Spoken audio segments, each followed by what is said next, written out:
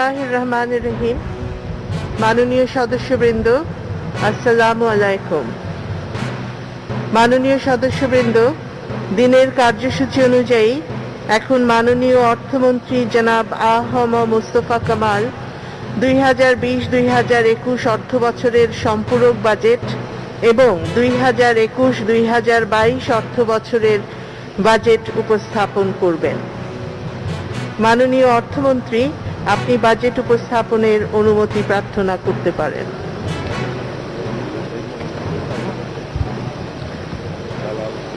মাননীয় স্পিকার, আপনাকে ধন্যবাদ। আমি আ.হ.ম মুস্তফা কামাল, অর্থমন্ত্রী, 2020-2021 অর্থবছরের সম্পূরক বাজেট এবং 2021-2022 অর্থবছরের প্রস্তাবিত বাজেট এই মহান সংসদে উপস্থাপনের অনুমতি প্রার্থনা করছি। ধন্যবাদ মাননীয় স্পিকার। ধন্যবাদ মাননীয় মন্ত্রী, অনুমতি দেওয়া হলো। আপনি এখন বাজেট উপস্থাপন করুন।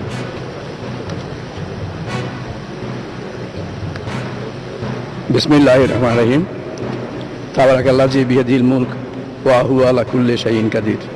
মাননীয় স্পিকার, আপনার সানুগ্রহ অনুমতিক্রমে আমি আ.হ.ম মুস্তফা কামাল, অর্থমন্ত্রী, 2020-2021 অর্থবছরের সম্পূরক বাজেট এবং 2021-2022 অর্থবছরের প্রস্তাবিত বাজেট এই মহান সংসদে উপস্থাপন করছি। ধন্যবাদ মাননীয় স্পিকার।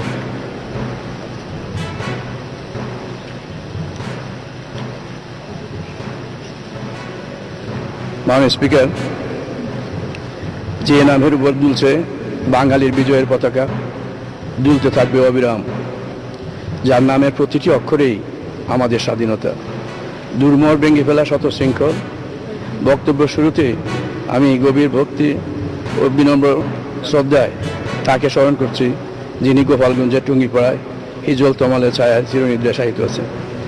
বাঙালির মানুষ লোকে যিনি স্বাধীনতার বাসনা সঞ্চারক, বাঙালির বরপুত্র, সোনার বাংলা স্বপ্নচারী, সর্বকালের সর্বশ্রেষ্ঠ বাঙালি, মৃত্যুঞ্জয়ী জাতির পিতা বঙ্গবন্ধু শেখ মুজিবুর রহমানকে আমি গভীর শ্রদ্ধা স্মরণ করছি। শহীদ বঙ্গমাতা সহ জাতির জন্য কলঙ্কময় 1975 সালের 15 আগস্টের কালো রাত্রির সকল শহীদদেরকে আমি স্মরণ করছি। শহীদ জাতীয় চার নেতাকে আমি আরও স্মরণ করছি গভীর ভালোবাসা ও শ্রদ্ধার সাথে আমাদের স্বাধিকার থেকে স্বাধীনতা আন্দোলনে দেশের জন্য যারা জীবন দিয়েছেন, যাদের চরম ত্যাগের বিনিময়ে আমরা স্বাধীন, সেই সকল নিঃসংখ্য সন্তানদের আমি স্মরণ করছি। মহান মুক্তিযুদ্ধে শহীদ 30 লাখ বীর মুক্তিযোদ্ধা ও সম্ভ্রম হারানো 2 লাখ মা বোনকে আমি আরও স্মরণ করছি। কোভিড-19 মহামারীর কারণে আমরা যাদেরকে অকালে হারিয়েছি, মহান আল্লাহ রাব্বুল আলামিনের কাছে আমি সকলের আত্মার মাগফিরাত কামনা করছি। মাননীয় স্পিকার, 2021-22 অর্থবছরের বাজেট উপস্থাপনাটি মোট 12টি অধ্যায়ের সমারোহে রচিত হয়েছে। আপনার সানুগ্রহ অনুমতিক্রমে আমি এতক্ষণ প্রথম অধ্যায়টি উপস্থাপন করেছি। এখন দ্বিতীয় থেকে পঞ্চম অধ্যায়সমূহ অডিও ভিজুয়াল পদ্ধতিতে উপস্থাপন করা হবে। এরপর মাননীয় স্পিকার, আমি ষষ্ঠ এবং সপ্তম অধ্যায় দুটি পাওয়ার পয়েন্টের মাধ্যমে উপস্থাপন করব। অতঃপর অষ্টম থেকে একাদশ অধ্যায়সমূহ অডিও ভিজুয়াল পদ্ধতিতে উপস্থাপিত হবে এবং সর্বশেষ তথা দ্বাদশ অধ্যায়টি আমি পাওয়ার পয়েন্টের মাধ্যমে উপস্থাপন করব।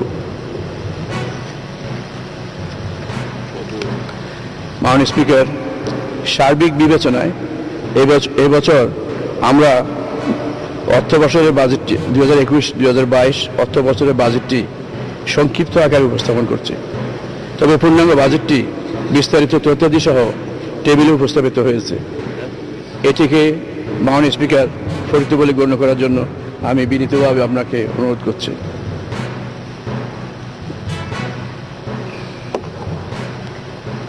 মাননীয় স্পিকার, এই পর্যায়ে দ্বিতীয় থেকে পঞ্চম অধ্যায়সমূহ অডিও ভিজুয়াল পদ্ধতিতে উপস্থাপিত হবে। আপনাকে ধন্যবাদ মাননীয় স্পিকার।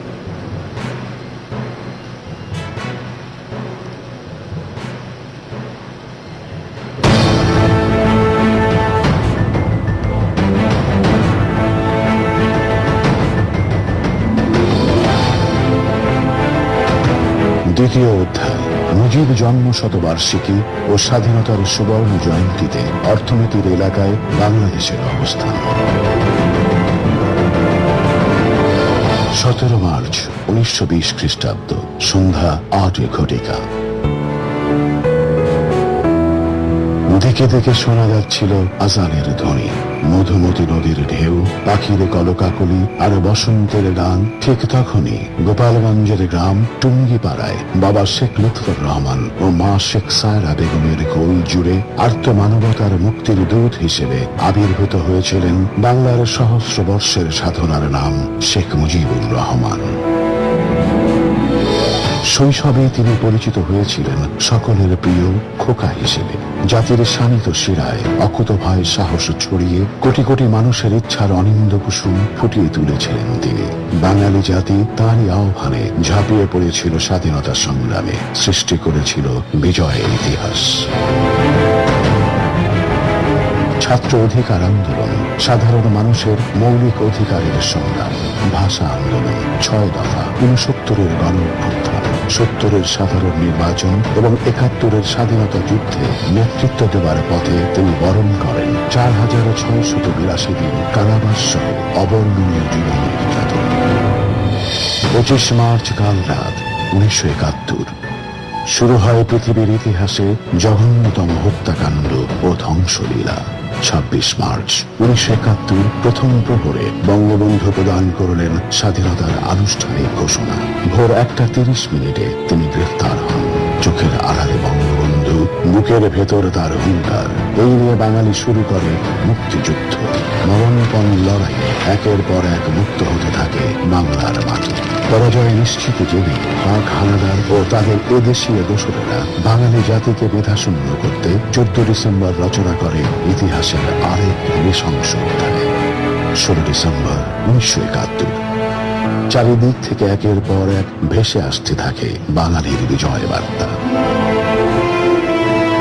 দুঃসময় ও হতাশার দেয়াল ভেঙে শোষিত বঞ্চিত বাঙালি জাতিকে তিনি উপহার দেন একটি ঠিকানা, লাল সবুজ পতাকা খচিত একটি স্বাধীন সার্বভৌম বাংলাদেশ, যার নামকরণ তিনি নিজেই করেছিলেন।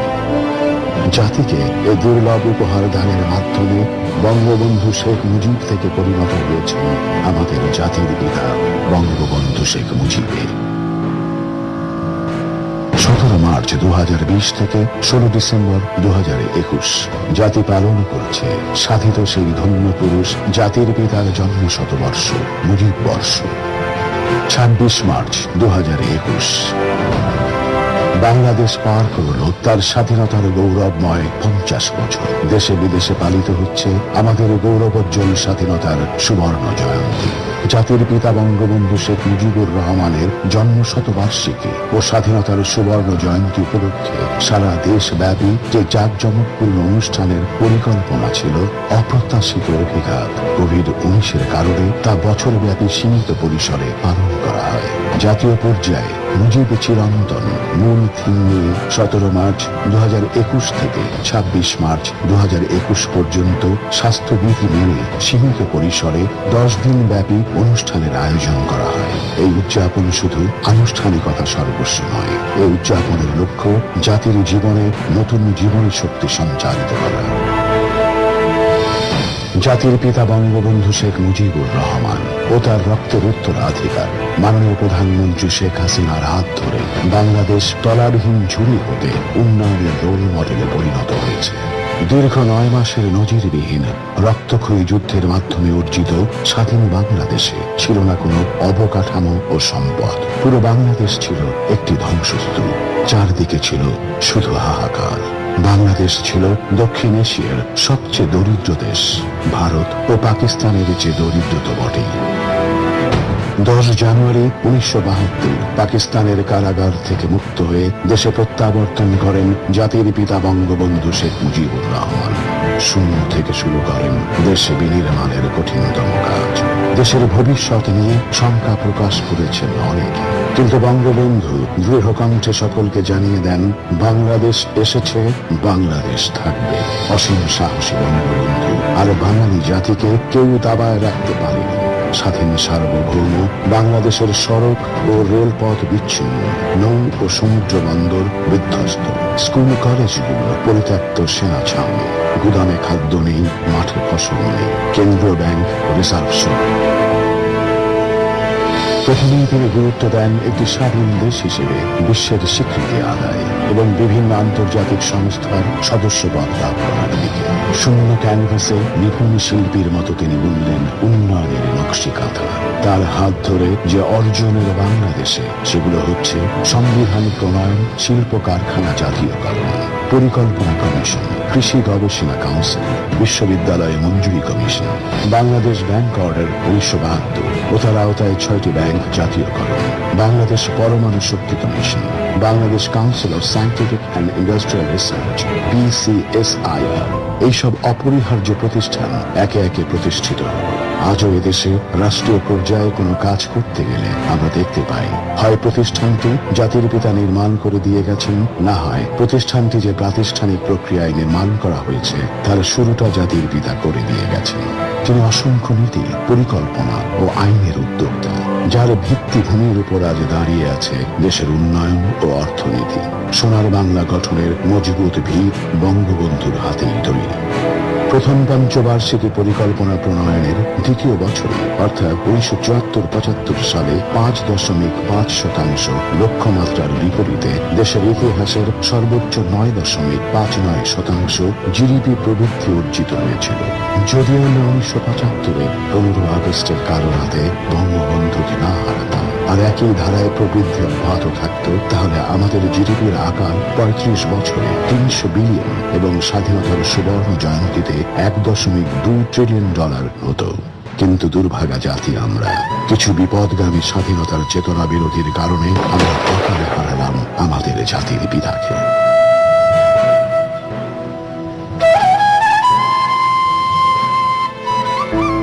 1975-এর 15 আগস্টের পর দেশ ও দেশের অর্থনীতি নিমজ্জিত হয় এক গভীর অন্ধকারে। থেমে যায় জাতির পিতার সুখী সমৃদ্ধ সোনার বাংলা বিনির্মাণ। বঙ্গবন্ধুর অন্তর মন প্রথিত স্বপ্নের সোনার বাংলা বিনির্মাণের কান্ডারি, তার রক্তের উত্তরাধিকার, বর্তমান প্রজন্মের কিংবদন্তি ও আধুনিক বাংলাদেশের রূপকার মাননীয় প্রধানমন্ত্রী জননেত্রী শেখ হাসিনা। সাধারণ মানুষের অর্থনৈতিক মুক্তি এবং তাদের জীবনমানের উন্নয়ন সহ সকল মৌলিক অধিকার প্রতিষ্ঠা করতে 1981 সালের 17 মে 6 বছরের নির্বাসন ভেঙে সকল বাধা বিপত্তি অতিক্রম করে মৃত্যুর ঝুঁকি মাথায় নিয়ে আলোকবর্তিকা হাতে তিনি বঙ্গবন্ধুর স্বপ্নের সোনার বাংলা বিনির্মাণের প্রত্যয় দেশে শুরু করেন গণতন্ত্র ও মানবাধিকার পুনরুদ্ধারের কাজ। দীর্ঘ 15 বছরের সংগ্রাম, জুলুম নির্যাতন সহ্য করার পর দেশের মানুষের ম্যান্ডেট নিয়ে সরকার গঠন করে দেশের মানুষের ভাগ্য পরিবর্তনের কাজে মনোনিবেশ করেন 1996 সালে। উন্মুক্ত করেন সম্ভাবনার এক নতুন দিগন্ত। 1996 থেকে 2001 সময়ে গড় জিডিপি প্রবৃদ্ধি হয় 5.5%। গড় মুদ্রাস্ফীতি ছিল 4.4%। কিন্তু 2001 সালে উন্নয়নের রথ আবার বাধাগ্রস্ত হয়। দীর্ঘ 8 বছরের স্থবিরতার পর 2009 সালে মাননীয় প্রধানমন্ত্রী শেখ হাসিনার নেতৃত্বে সরকার গঠিত হওয়ার পর বাংলাদেশের মানুষের ভাগ্যের চাকা আবার ঘুরতে শুরু করে। তাদেরকে আর পেছনে ফিরে তাকাতে হয়নি। শুরু হয় শুধু সামনে এগিয়ে যাওয়ার পালা। 2014 ও 2018 সালের সংসদ নির্বাচনে এদেশের মানুষ নিরঙ্কুশভাবে বাংলাদেশ আওয়ামী লীগকে বিজয়ী করে নিরবচ্ছিন্নভাবে দেশের উন্নয়নের সুযোগ করে দেয়। মাননীয় প্রধানমন্ত্রী শেখ হাসিনার বলিষ্ঠ নেতৃত্বে একের পর এক রচিত হয় সাফল্য আর উন্নয়নের মহাকাব্য, যা রূপকথার গল্প গাথাকে হার মানায়। গত 12 বছরে জিডিপির গড় প্রবৃদ্ধি ছিল 6.6%, যা 2015, 2016, 2016, 2017, 2017-2018 অর্থ বছরে 7% উপরে ছিল এবং 2018-19 অর্থ বছরে 8% অতিক্রম করে। মুদ্রাস্ফীতি ছিল সহনীয় পর্যায়ে। 2005-06 অর্থ বছরে আমাদের মাথাপিছু আয় ছিল $543, বর্তমানে যা $2,227 উন্নীত হয়েছে। দারিদ্র্যের হার 41.5% হতে কমে দাঁড়িয়েছে 20.5%। জিডিপির আকার 4,82,337 কোটি থেকে 30,87,000 কোটি টাকা হয়েছে। বৈদেশিক মুদ্রা রিজার্ভের পরিমাণ 44 বিলিয়ন মার্কিন ডলার অতিক্রম করেছে। বাজেটের আকার 2005-06 অর্থ বছরের তুলনায় 10 গুণের মতো বৃদ্ধি পেয়েছে। সামাজিক নিরাপত্তা খাতের বরাদ্দ 1 লক্ষ কোটি টাকা ছাড়িয়েছে। বিদ্যুৎ উৎপাদন সক্ষমতা 4,900 মেগাওয়াট থেকে 25,227 মেগাওয়াটে বৃদ্ধি পেয়েছে। বিগত 12 বছর ধরে যে গতিতে অর্থনৈতিক উন্নতি সাধিত হয়েছে তাতে দেশের উন্নয়নের একটি ধারাবাহিকতার সৃষ্টি হয়েছিল, কিন্তু বৈশ্বিক মহামারী কোভিড-19 অর্থনৈতিক অগ্রযাত্রাকে সাময়িক বাধাগ্রস্ত করেছে। তবে মাননীয় প্রধানমন্ত্রীর সুদৃঢ় ও বলিষ্ঠ নেতৃত্বে জীবন ও জীবিকার প্রাধান্য দিয়ে সরকার দেশের উন্নয়ন অব্যাহত রাখার চেষ্টা চালিয়ে যাচ্ছে। এক সময়ে বিশ্বের দরিদ্রতম 10টি দেশের অন্যতম বাংলাদেশ আজ বিশ্বের 41তম বৃহৎ অর্থনৈতিক দেশ। ব্রিটেনের অর্থনৈতিক গবেষণা সংস্থা centre for economic and business research CEBR এর মতে অর্থনৈতিক বিকাশ অব্যাহত থাকলে 2035 সাল নাগাদ বিশ্বের 25তম বৃহৎ অর্থনীতির দেশে পরিণত হবে বাংলাদেশ। বাংলাদেশ আজ বিশ্বের কাছে এক বিস্ময়ের বিস্ময়। নিজের জন্ম শতবার্ষিকী ও স্বাধীনতার সুবর্ণ জয়ন্তীর জাতীয় অনুষ্ঠানে বাংলাদেশের অগ্রযাত্রার উচ্ছ্বসিত প্রশংসা করেছেন বিশ্ব নেতারা। অনুষ্ঠানে ভারতের প্রধানমন্ত্রী নরেন্দ্র মোদী, মালদ্বীপের প্রেসিডেন্ট ইব্রাহিম মোহাম্মদ সোলি, শ্রীলঙ্কার প্রধানমন্ত্রী মাহিন্দা রাজাপাকসে, নেপালের প্রেসিডেন্ট বিদ্যা দেবী ভান্ডারী এবং ভুটানের প্রধানমন্ত্রী লোটে শেরিং সহ উপস্থিত ছিলেন বিভিন্ন দেশের সরকার ও রাষ্ট্রপ্রধানরা এবং দেশ বিদেশের অতিথিরা। এছাড়া জাতিসংঘ মহাসচিব আন্তোনিও গুতেরেস, যুক্তরাষ্ট্রের প্রেসিডেন্ট জো বাইডেন, রুশ প্রেসিডেন্ট ভ্লাদিমির পুতিন, যুক্তরাজ্যের প্রধানমন্ত্রী বরিস জনসন, চীনের প্রেসিডেন্ট শি জিনপিং, কানাডার প্রধানমন্ত্রী জাস্টিন ট্রুডো, কম্বোডিয়ার প্রধানমন্ত্রী হুন সেন, পাকিস্তানের প্রধানমন্ত্রী ইমরান খান, ভারতের কংগ্রেস সভানেত্রী সোনিয়া গান্ধী, ওআইসির secretary general doctor Yusuf Ahmed al Othaimeen, জাপানের প্রধানমন্ত্রী ইয়োশিহিদে সুগা, দক্ষিণ কোরিয়ার প্রধানমন্ত্রী চুং সু কুয়েন, ব্রিটেনের রানী দ্বিতীয় এলিজাবেথ এবং জর্ডানের বাদশাহ আবদুল্লাহ আল হোসাইন সহ অনেকে শুভেচ্ছা বার্তা প্রেরণ ও ভিডিও বার্তা উপস্থাপন করেন। গত অর্ধ শতাব্দীতে বিশেষ করে বঙ্গবন্ধুর 3.5 বছরের শাসনামল এবং মাননীয় প্রধানমন্ত্রী শেখ হাসিনার 17 বছরের দূরদর্শী নেতৃত্বের কারণে বাংলাদেশের অর্থনীতির আকার 270 গুণ বেড়েছে আর মাথাপিছু জাতীয় আয় বেড়েছে 300 গুণ। বিশ্বের মানচিত্রে বাংলাদেশ অর্জন করেছে একটি সম্মানজনক স্থান।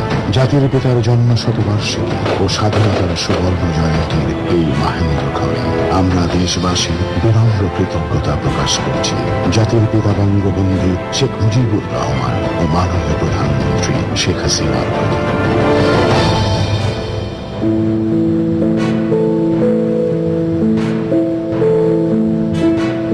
তৃতীয় অধ্যায়, উন্নয়নশীল দেশে উত্তরণ এবং ভবিষ্যৎ পথ পরিক্রমা।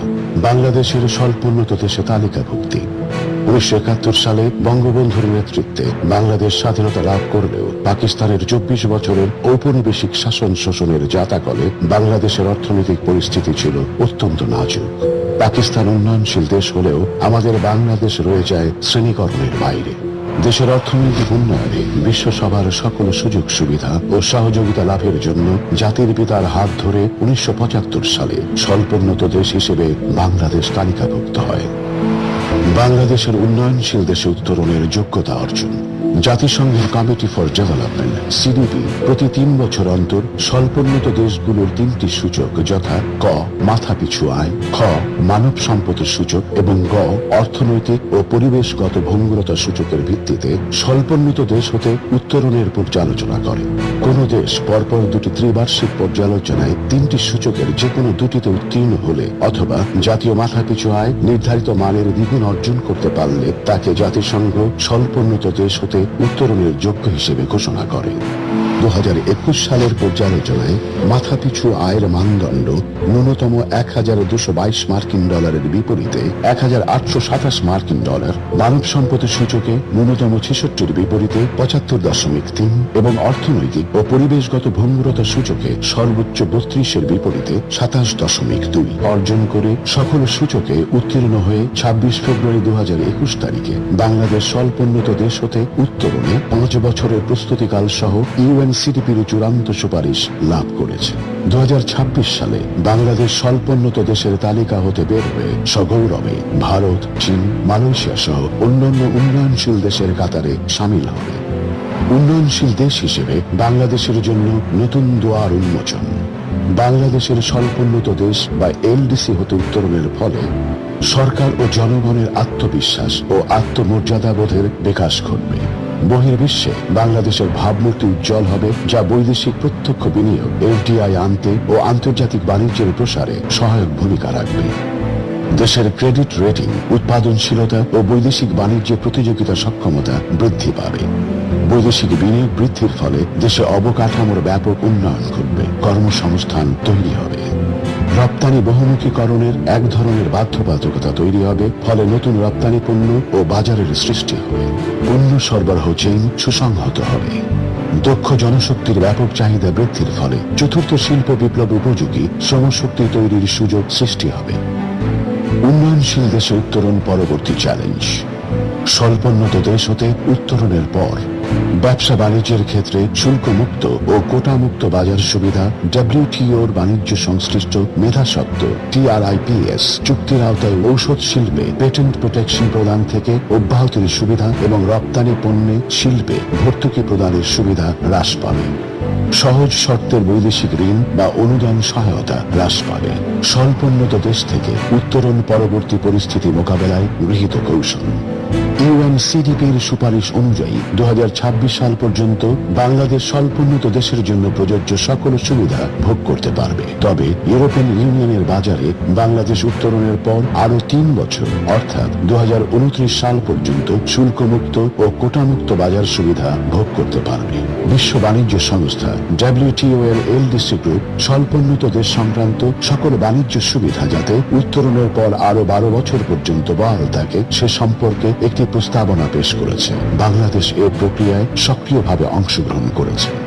উত্তরণের পর ইউ দেশগুলোতে জিএসপি সুবিধা নেওয়ার জন্য সরকার ইতোমধ্যে কার্যক্রম গ্রহণ করেছে। ইতোমধ্যে ভুটানের সাথে অগ্রাধিকার বাণিজ্য চুক্তি সম্পাদন এবং আরো 11টি দেশের সাথে অনুরূপ চুক্তি স্বাক্ষরের বিষয়ে উদ্যোগ গ্রহণ করা হয়েছে। দেশের ব্যবসা বাণিজ্যের সার্বিক প্রতিযোগিতা সক্ষমতা বৃদ্ধির লক্ষ্যে বহুমুখী পদক্ষেপ গ্রহণ করা হচ্ছে। বৈদেশিক সরাসরি বিনিয়োগ এফডিআই বাড়ানোর জন্য সরকার ব্যবসা সহজীকরণ সূচক উন্নয়নের লক্ষ্যে কার্যকর পদক্ষেপ গ্রহণ করেছে। সরকার ইতিমধ্যে 100টি বিশেষ অর্থনৈতিক অঞ্চল প্রযুক্তির উৎকর্ষ সাধনের জন্য হাইটেক পার্ক স্থাপন এবং পদ্মা সেতু সহ বিভিন্ন মেগা প্রকল্প বাস্তবায়নে কার্যক্রম গ্রহণ করেছে, যা নতুন কর্মসংস্থান সৃষ্টি ও জাতীয় আয় বৃদ্ধিতে সহায়ক হবে। উত্তরণের পরেও যাতে কিছু কিছু গুরুত্বপূর্ণ আন্তর্জাতিক সুযোগ সুবিধা অব্যাহত রাখা যায় সে বিষয়ে উন্নয়ন সহযোগী বাণিজ্যিক অংশীদার ও সংশ্লিষ্ট আন্তর্জাতিক সংস্থাসমূহের সাথে আলাপ আলোচনা অব্যাহত রাখা হবে। চ্যালেঞ্জ মোকাবেলায় কি কি করা যেতে পারে সে সম্পর্কে খাত ভিত্তিক গবেষণা কার্যক্রম পরিচালনার কাজ শুরু করা হয়েছে। সর্বোপরি উত্তরণ পরবর্তী সময়ের প্রয়োজনীয় প্রস্তুতি গ্রহণের জন্য আসন্ন প্রস্তুতিকালে সরকার সকল অংশীজন, বেসরকারি খাত, উন্নয়ন ও বাণিজ্য সহযোগী সুশীল সমাজের সাথে নিবিড়ভাবে আলাপ আলোচনার মাধ্যমে একটি উত্তরণ কৌশল তৈরির কাজ হাতে নিয়েছে। বাংলাদেশ স্বল্পোন্নত দেশের তকমা ঝেড়ে ফেলে উন্নয়নশীল দেশে পরিণত হওয়া সম্ভবপর হয়েছে। বিগত এক যুগে জাতির পিতার রক্তের উত্তরাধিকার মাননীয় প্রধানমন্ত্রী শেখ হাসিনার নেতৃত্বে পরিচালিত সরকারের সফল কর্মকাণ্ডের কারণে স্বাধীনতার সুবর্ণ জয়ন্তী ও জাতির পিতার জন্ম শতবার্ষিকীতে এটি জাতির সবচেয়ে বড় অর্জন ও আন্তর্জাতিক স্বীকৃতি।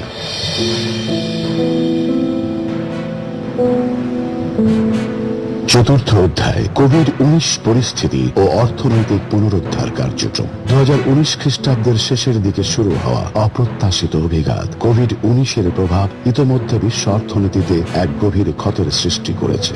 ধনী গরিব সব দেশেই এর প্রভাব পড়েছে, বাংলাদেশও ব্যতিক্রম নয়। 23 মে 2021 পর্যন্ত সারা বিশ্বে কোভিড-19 আক্রান্তের সংখ্যা 16,70,00,000 এবং প্রাণহানির সংখ্যা 34 লক্ষ ছাড়িয়েছে। বাংলাদেশ আক্রান্তের সংখ্যা 7,80,000 এবং প্রাণহানির সংখ্যা 12,000 ছাড়িয়েছে। জাতিসংঘের হিসাব অনুযায়ী করোনাজনিত অর্থনৈতিক মন্দা কাটিয়ে উঠতে 2020 সালে সারা বিশ্বে মোট 12.7 ট্রিলিয়ন মার্কিন ডলারের স্টিমুলাস প্যাকেজ ঘোষণা করা হয়েছে। করোনা ভাইরাসের প্রাদুর্ভাবে গোটা বিশ্ব যখন বিপর্যস্ত, ঠিক সেই মুহূর্তে মাননীয় প্রধানমন্ত্রী শেখ হাসিনা তার বিচক্ষণ দূরদৃষ্টিতে এই সংকটময় পরিস্থিতির ভয়াবহতা অনুধাবন করে এই মহামারীর সম্ভাব্য অর্থনৈতিক সংকট মোকাবেলায় 4টি প্রধান কৌশল অবলম্বন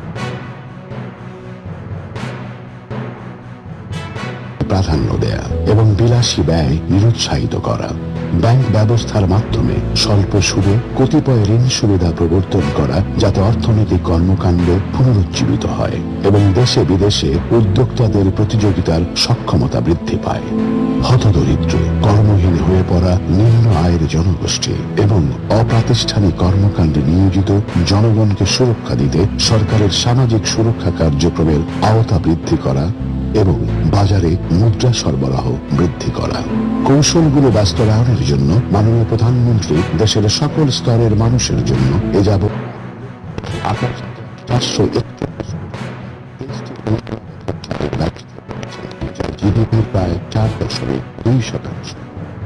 প্রণোদনা প্যাকেজগুলোর বাস্তবায়নের সংক্ষিপ্ত চিত্র। কোভিড-19 মোকাবেলার জন্য ঘোষিত প্রণোদনা প্যাকেজ সমূহের এপ্রিল 2021 পর্যন্ত সার্বিক বাস্তবায়নের অগ্রগতি 68.2%। তৈরি পোশাক সহ রপ্তানিমুখী খাতের প্রায় 50 লক্ষ শ্রমিকের কর্মসংস্থান টিকিয়ে রাখতে শ্রমিকদের বেতন ভাতা বাবদ 5,000 কোটি টাকার তহবিল সম্পূর্ণ ব্যবহার করা হয়েছে।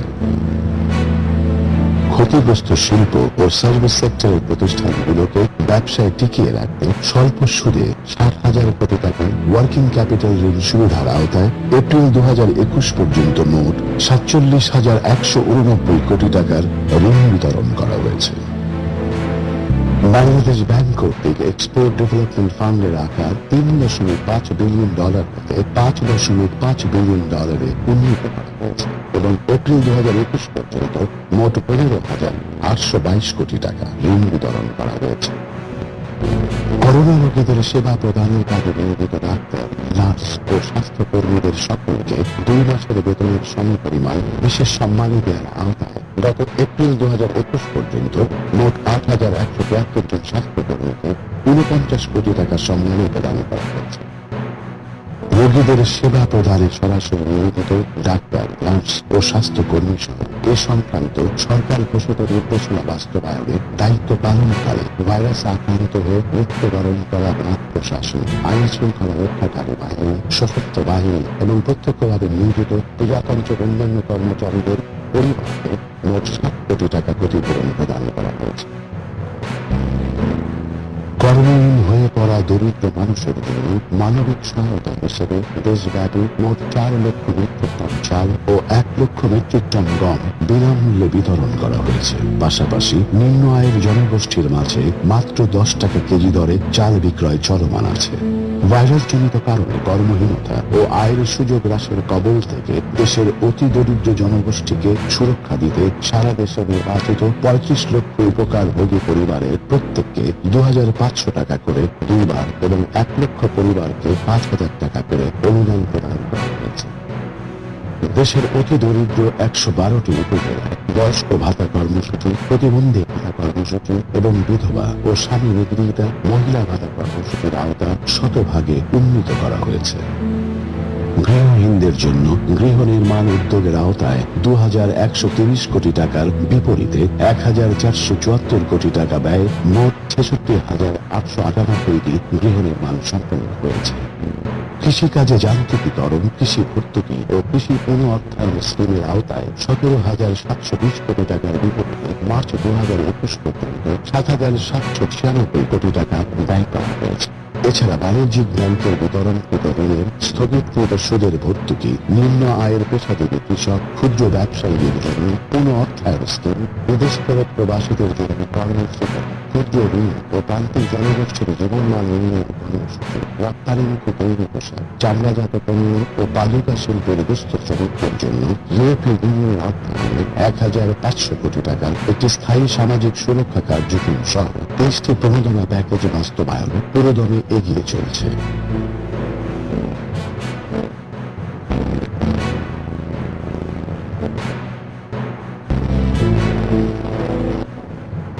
মাননীয় প্রধানমন্ত্রীর নেতৃত্বে গৃহীত সময়োপযোগী পদক্ষেপের স্বীকৃতি স্বরূপ সম্প্রতি কমনওয়েলথ মাননীয় প্রধানমন্ত্রীকে কোভিড-19 মহামারী মোকাবেলায় সফল শীর্ষ নারী নেত্রীদের অন্যতম হিসেবে আখ্যায়িত করেছে।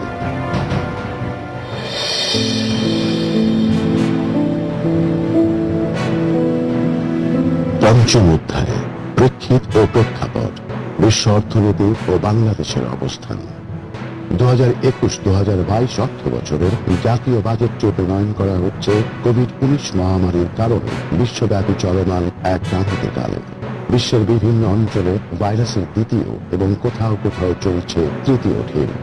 বৈশ্বিক এই প্রাদুর্ভাবের ভরকেন্দ্র সাম্প্রতিক সময়ে এশিয়া মহাদেশ, বিশেষ করে দক্ষিণ এশিয়ার দিকে সরে আসছে। বাংলাদেশও এর বাহিরে নয়। তবে আশার কথা, আইএমএফ ও বিশ্ব ব্যাংক উভয়ই বাংলাদেশের জন্য জিডিপি প্রবৃদ্ধির পূর্বাভাস বাড়িয়েছে। আইএমএফ 2022 সালে বৈশ্বিক জিডিপি প্রবৃদ্ধি 4.4% এবং বাংলাদেশের জন্য 7.5% জিডিপি প্রবৃদ্ধির পূর্বাভাস দিয়েছে। বিশ্ব ব্যাংকের মতে বাংলাদেশের জিডিপি প্রবৃদ্ধি 2021-2022 অর্থ বছরে 5.1% হবে।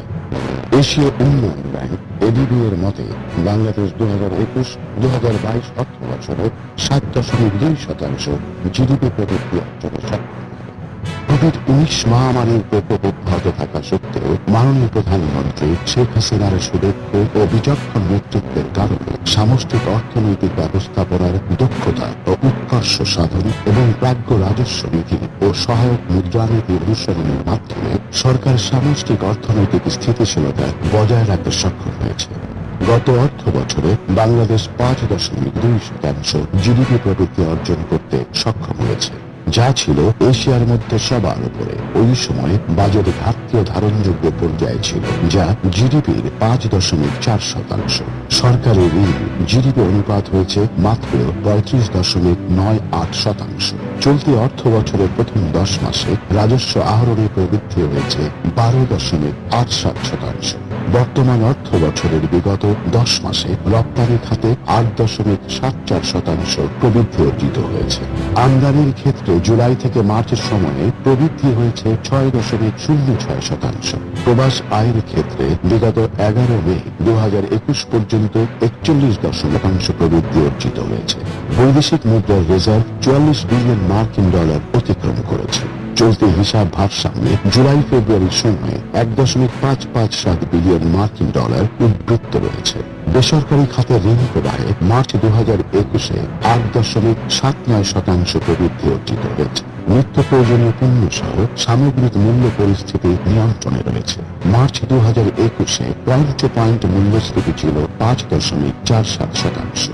সামষ্টিক অর্থনীতিতে সরকারের এ সাফল্য উন্নয়ন সহযোগী সহ বিভিন্ন আন্তর্জাতিক মহলে সমাদৃত হয়েছে। আইএমএফের প্রতিবেদন অনুযায়ী 2020 সালে সবচেয়ে বেশি জিডিপি প্রবৃদ্ধি অর্জন করা শীর্ষ 3 দেশের মধ্যে বাংলাদেশ অন্যতম। বিশ্ব ব্যাংকের মতে Bangladesh economy shows early signs of recovery amid uncertainties. The Wall Street Journal 3 March 2021 তারিখে শিরোনাম করেছে, Bangladesh is becoming South Asia's economic bookends. The Indian Express লিখেছে, Bangladesh from a basket case to a robust economy. The New York টাইমসের 10 মার্চ 2021-এর শিরোনাম, what can Biden's plan do for poverty, look to Bangladesh. সাম্প্রতিক সময়ে বাংলাদেশের অর্থনীতির এই ইতিবাচক চিত্র হতে সহজেই প্রতীয়মান হয় যে মাননীয় প্রধানমন্ত্রীর ঘোষিত সময়োপযোগী ও কার্যকর অর্থনৈতিক পুনরুদ্ধার কার্যক্রম বাস্তবায়নের মাধ্যমে সরকার কর্মসৃজন ও কর্মসুরক্ষা, অভ্যন্তরীণ চাহিদা সৃষ্টি এবং অর্থনৈতিক কর্মকাণ্ড সচল রাখা, কোভিড-19 প্রতিষেধক টিকা প্রদান কার্যক্রমের মাধ্যমে করোনা মহামারীর চলমান দ্বিতীয় ঢেউয়ের অর্থনৈতিক প্রভাবও সফলভাবে কাটিয়ে ওঠা সম্ভব হয়। Lots of opportunities and windows for moving forward. সে কারণে কোভিড-19-এর ফলে বিশ্ব অর্থনীতিতে সৃষ্ট ক্ষতের পাশাপাশি কিছু সুযোগও তৈরি হবে, যা গ্রহণে সরকার সর্বাত্মক সহযোগিতা প্রদান করবে। আমাদের অর্থনীতির প্রাণশক্তি হচ্ছে আমাদের দেশের মানুষ। সঙ্গত কারণেই কোভিড-19-এর প্রভাব বিবেচনায় এবারের বাজেটে প্রাধান্য পাবে দেশের মানুষের জীবন জীবিকা। দেশের সকল মানুষের জীবন মান উন্নয়নের মাধ্যমে মূলত অর্জিত হবে 2030, 2031, 2041 এবং 21-এর কাঙ্ক্ষিত লক্ষ্যসমূহ।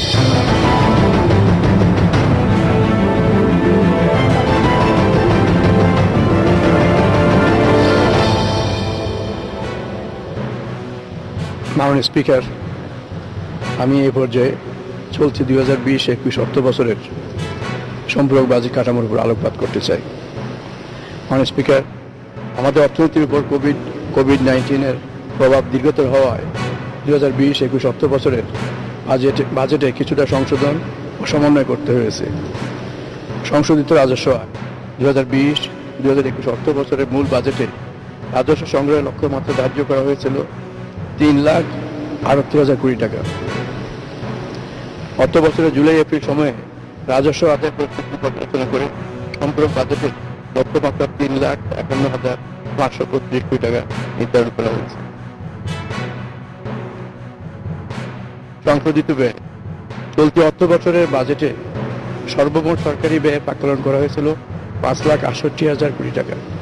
সংশোধিত বাজেটে এই ব্যয়ে 5,38,983 কোটি টাকা নির্ধারণ করা হয়েছে। সংশোধিত বাজেট ঘাটতি ও অর্থায়ন চলতি অর্থ বছরের বাজেটে ঘাটতি প্রাক্কলন করা হয়েছিল 1,90,000 কোটি টাকা। সংশোধিত বাজেটে ঘাটতি প্রস্তাব করা হয়েছে 1,87,451 কোটি টাকা, যা জিডিপির 6.1%। এই ঘাটতি অভ্যন্তরীণ ও বৈদেশিক উৎস হতে অর্থায়ন করা হবে।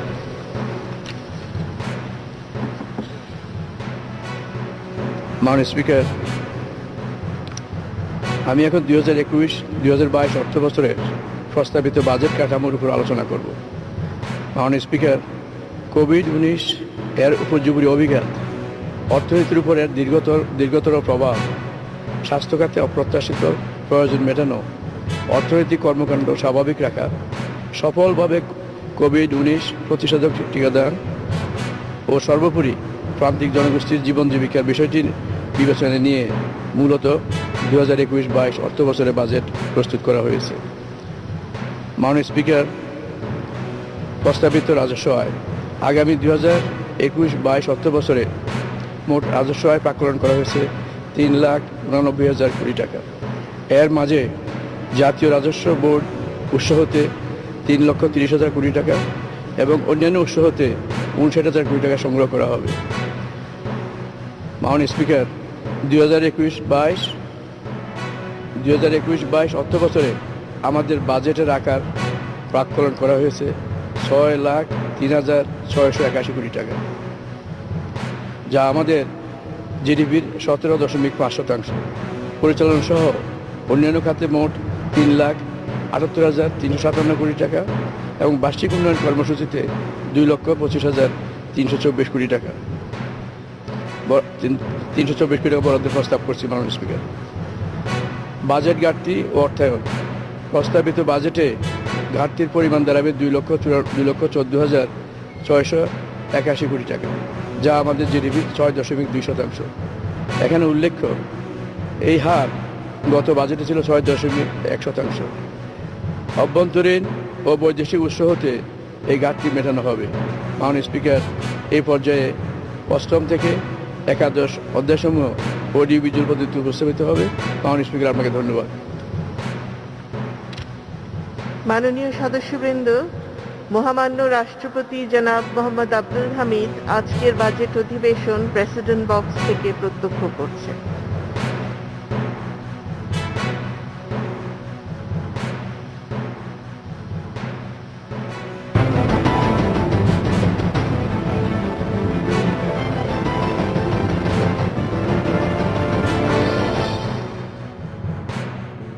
অষ্টম অধ্যায় খাত ভিত্তিক নীতি কৌশল, কর্মপরিকল্পনা ও সম্পদ সঞ্চয়।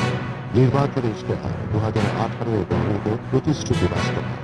অষ্টম পঞ্চবার্ষিক পরিকল্পনা ও দ্বিতীয় কৃত্রিক পরিকল্পনা 2021-2041 বাস্তবায়ন এবং টেকসই উন্নয়ন অভিষ্ট ও লক্ষ্যসমূহ অর্জনের প্রয়াস চালানো হবে এ বাজেটের মাধ্যমে।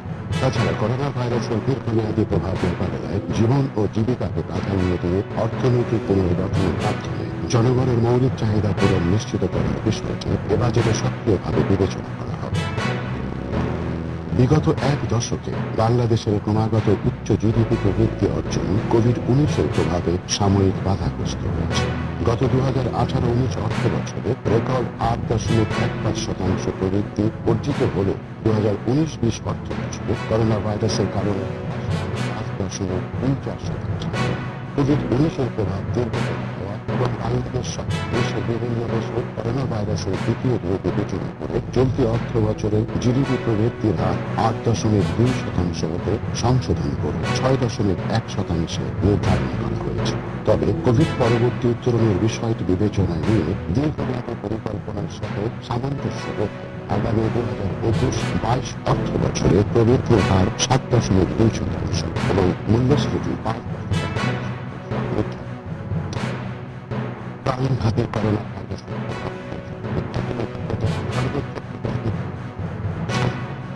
কোভিড-19 মাননীয় প্রধানমন্ত্রী সমূহের বাস্তবায়ন, যান্ত্রিকী ও সার্বিক মানব সম্পদ উন্নয়ন, পল্লী উন্নয়ন ও কর্মসৃজন, সামাজিক নিরাপত্তা কার্যক্রমের আওতায় সম্প্রসারণ, গৃহহীন দরিদ্র জনগোষ্ঠীর জন্য গৃহ নির্মাণ এবং নিম্ন আয়ের মানুষের মাঝে বিনামূল্যে অথবা স্বল্প মূল্যে খাদ্য বিতরণ। পরবর্তী অংশে খাতভিত্তিক সুনির্দিষ্ট কর্মপরিকল্পনা তুলে ধরা হলো। সমগ্র বাজেটকে সামাজিক অবকাঠামো, ভৌত অবকাঠামো, সাধারণ সেবা এবং সুদ ভর্তুকি ঋণ প্রদানের আওতায় মোট 4টি বৃহত্তর খাতে বিভক্ত করে অর্থ বরাদ্দ করা হয়ে থাকে। সামাজিক অবকাঠামো খাতে 2021-2022 অর্থ বছরে মোট 1,70,510 কোটি টাকা বরাদ্দের প্রস্তাব করা হলো, যা মোট বরাদ্দের 28.2%। আগামী 2021-2022 অর্থ বছরে ভৌত অবকাঠামো খাতে 1,79,681 কোটি টাকা বরাদ্দের প্রস্তাব করা হলো, যা মোট বাজেটের 29.7%। সাধারণ সেবা খাতে 2021-2022 অর্থ বছরে মোট 1,45,150 কোটি টাকা বরাদ্দের প্রস্তাব করা হলো, যা বাজেটের মোট 24%। সুদ ভর্তুকি ঋণদান ও অন্যান্য খাতে 1,08,340 কোটি টাকা বরাদ্দের প্রস্তাব করা হচ্ছে। মন্ত্রণালয় বিভাগওয়ারি বাজেট বরাদ্দ পরিশিষ্ট কয়ের সারণী 7-এ উল্লেখ করা হয়েছে। স্বাস্থ্য ও পরিবার কল্যাণ খাত এ পর্যন্ত মোট 10টি কোভিড-19 সম্পর্কিত জাতীয় গাইডলাইন ও 28টি অন্যান্য নির্দেশিকা, 4টি এসওপি এবং 13টি গণসচেতনতামূলক উপকরণ তৈরি করা হয়েছে। রিয়েল টাইম হসপিটাল ড্যাশবোর্ড স্থাপনের ফলে দেশের কোভিড হাসপাতালগুলোর সাধারণ ও আইসিইউ বেডের সব তথ্য যে কোনো মুহূর্তেই পাওয়া যাচ্ছে। এছাড়া কোভিড-19 মহামারীকালে যুক্ত হয়েছে online verified test report system. COVID-19 চিকিৎসায় দেশব্যাপী সর্বমোট 89টি কোভিড ডেডিকেটেড হাসপাতাল কার্যক্রম পরিচালনা করছে। এ পর্যন্ত দেশের 3টি আন্তর্জাতিক বিমানবন্দর, 2টি সমুদ্র বন্দর, 2টি রেল স্টেশন এবং 23টি স্থলবন্দর দিয়ে প্রায় 20.45 লক্ষ আন্তর্জাতিক যাত্রীকে স্ক্রিনিং করা হয়েছে। সরকারিভাবে ঢাকায় 72টি ও ঢাকার বাইরে 49টি সহ মোট 121টি পরীক্ষাগারে কোভিড-19 স্যাম্পল পরীক্ষা করা হচ্ছে। এ পর্যন্ত RT-PCR ভিত্তিতে 48.26 লক্ষ জন সহ সর্বমোট 49 লক্ষ জনের টেস্ট সম্পন্ন হয়েছে। মাননীয় প্রধানমন্ত্রী ঘোষণা দিয়েছেন সরকার দেশের সকল নাগরিককে বিনামূল্যে ভ্যাকসিন প্রদান নিশ্চিত করবে। এর জন্য প্রয়োজনীয় সংখ্যক ডোজ ভ্যাকসিন সংগ্রহের জন্য যত টাকাই লাগুক না কেন সরকার তা প্রদান করবে। সে লক্ষ্যে বাজেটে পর্যাপ্ত বরাদ্দ রাখা হবে। দেশের মোট 80% মানুষকে টিকা দেওয়ার আওতায় আনার জন্য ভাগ ভাগ করে পরিকল্পনা তৈরি করা হয়েছে। বাংলাদেশ করোনার ভ্যাকসিন প্রয়োগকারী প্রথম সারির কয়েকটি দেশের একটি। গত 7 ফেব্রুয়ারি 2021 তারিখে দেশব্যাপী করোনার প্রতিষেধক টিকাদান কার্যক্রম শুরু করা হয়েছে। প্রতি মাসে 25 লাখ করে টিকা দেওয়া হচ্ছে। প্রথম পর্যায়ে অধিক ঝুঁকিপূর্ণ জনগণকে টিকা দেওয়া হচ্ছে। সম্পূর্ণ ডিজিটাল পদ্ধতিতে সুরক্ষা.gov.bd ওয়েব পোর্টালের মাধ্যমে জাতীয় পরিচয়পত্র নম্বরের সাহায্যে ভ্যাকসিন প্রাপ্তির জন্য রেজিস্ট্রেশন, ভ্যাকসিন সনদ ও ভ্যাকসিন কার্ড প্রদান করা হচ্ছে। ভারতের সেরাম ইনস্টিটিউট হতে অক্সফোর্ড অ্যাস্ট্রাজেনেকার 3 কোটি ডোজ কোভিশিল্ড ভ্যাকসিন ক্রয় করা হয়েছে। এছাড়া বিশ্ব স্বাস্থ্য সংস্থার কোভ্যাক্স ফ্যাসিলিটি হতে 3 কোটি 40 লক্ষ মানুষের জন্য 6 কোটি 80 লাখ ডোজ ভ্যাকসিন পাওয়া যাবে। চীন ও রাশিয়ার সরকার, মার্কিন যুক্তরাষ্ট্রের ফাইজার কোম্পানি ও ফ্রান্স বেলজিয়াম ভিত্তিক সানোফি জিএসকে নিকট হতে ভ্যাকসিন ক্রয়ের পরিকল্পনা রয়েছে। চীনের সিনোফার্ম ও রাশিয়ার স্পুটনিক 5 ভ্যাকসিন ক্রয় ও প্রয়োজনে বাংলাদেশি তা উৎপাদনের লক্ষ্যে আলোচনা বর্তমানে চূড়ান্ত পর্যায়ে রয়েছে। ভারত সরকারের উপহার 32 লাখ ডোজ সহ অক্সফোর্ড অ্যাস্ট্রাজেনেকা হতে প্রাপ্ত 1 কোটি 2 লাখ ডোজ কোভিশিল্ড এবং চীন সরকার হতে উপহার হিসেবে প্রাপ্ত সিনোফার্মের 5 লাখ ভ্যাকসিন প্রয়োগ কার্যক্রম চলমান রয়েছে। বিগত বাজেটের ন্যায় কোভিড-19 মোকাবেলায় স্বাস্থ্য সেবা বিভাগের আওতায় বিশেষ কার্যক্রম বাস্তবায়নের জন্য পুনরায় 10,000 কোটি টাকার থোক বরাদ্দের প্রস্তাব করা হচ্ছে। স্বাস্থ্য ও পরিবার কল্যাণ খাতে আগামী 2021-2022 অর্থ বছরে 32,731 কোটি টাকা বরাদ্দের প্রস্তাব করা হল। শিক্ষা। কোভিডকালীন শিক্ষার্থীদের পাঠ্যক্রমের ধারাবাহিকতা রক্ষায় আমার ঘরে আমার স্কুল শিরোনামে অনলাইন পাঠদান অব্যাহত রাখার পাশাপাশি চলমান উন্নয়ন প্রকল্প সমূহে যথাযথ অর্থ প্রাপ্তি নিশ্চিতকরণ, আগামী অর্থ বছরে নতুন প্রকল্প গ্রহণ, বৃত্তি, ফেলোশিপ ও উপবৃত্তি অব্যাহত রাখা, সময় মতো নতুন বই ও শিক্ষা উপকরণ সরবরাহ, নিরক্ষর ব্যক্তিদের মোটিভেশনাল ও সেন্সিটাইজেশন কার্যক্রম, ইন্টার্নশিপ পলিসি ফ্রেমওয়ার্ক প্রণয়ন, শিক্ষায় তথ্য ও প্রযুক্তির ব্যাপক ব্যবহার। চতুর্থ, শিল্প বিপ্লব উপযোগী শিক্ষা সহ শিক্ষা প্রসার ও মানোন্নয়নকে 2021-2022 অর্থ বছরের বাজেটে বিবেচনায় নেওয়া হয়েছে। আগামী 2021-2022 অর্থ বছরে প্রাথমিক ও গণশিক্ষায় 26,314 কোটি টাকা, মাধ্যমিক ও উচ্চ শিক্ষা খাতে 36,486 কোটি টাকা এবং কারিগরি ও মাদ্রাসা শিক্ষার জন্য 9,153 কোটি টাকা বরাদ্দের প্রস্তাব করা হবে।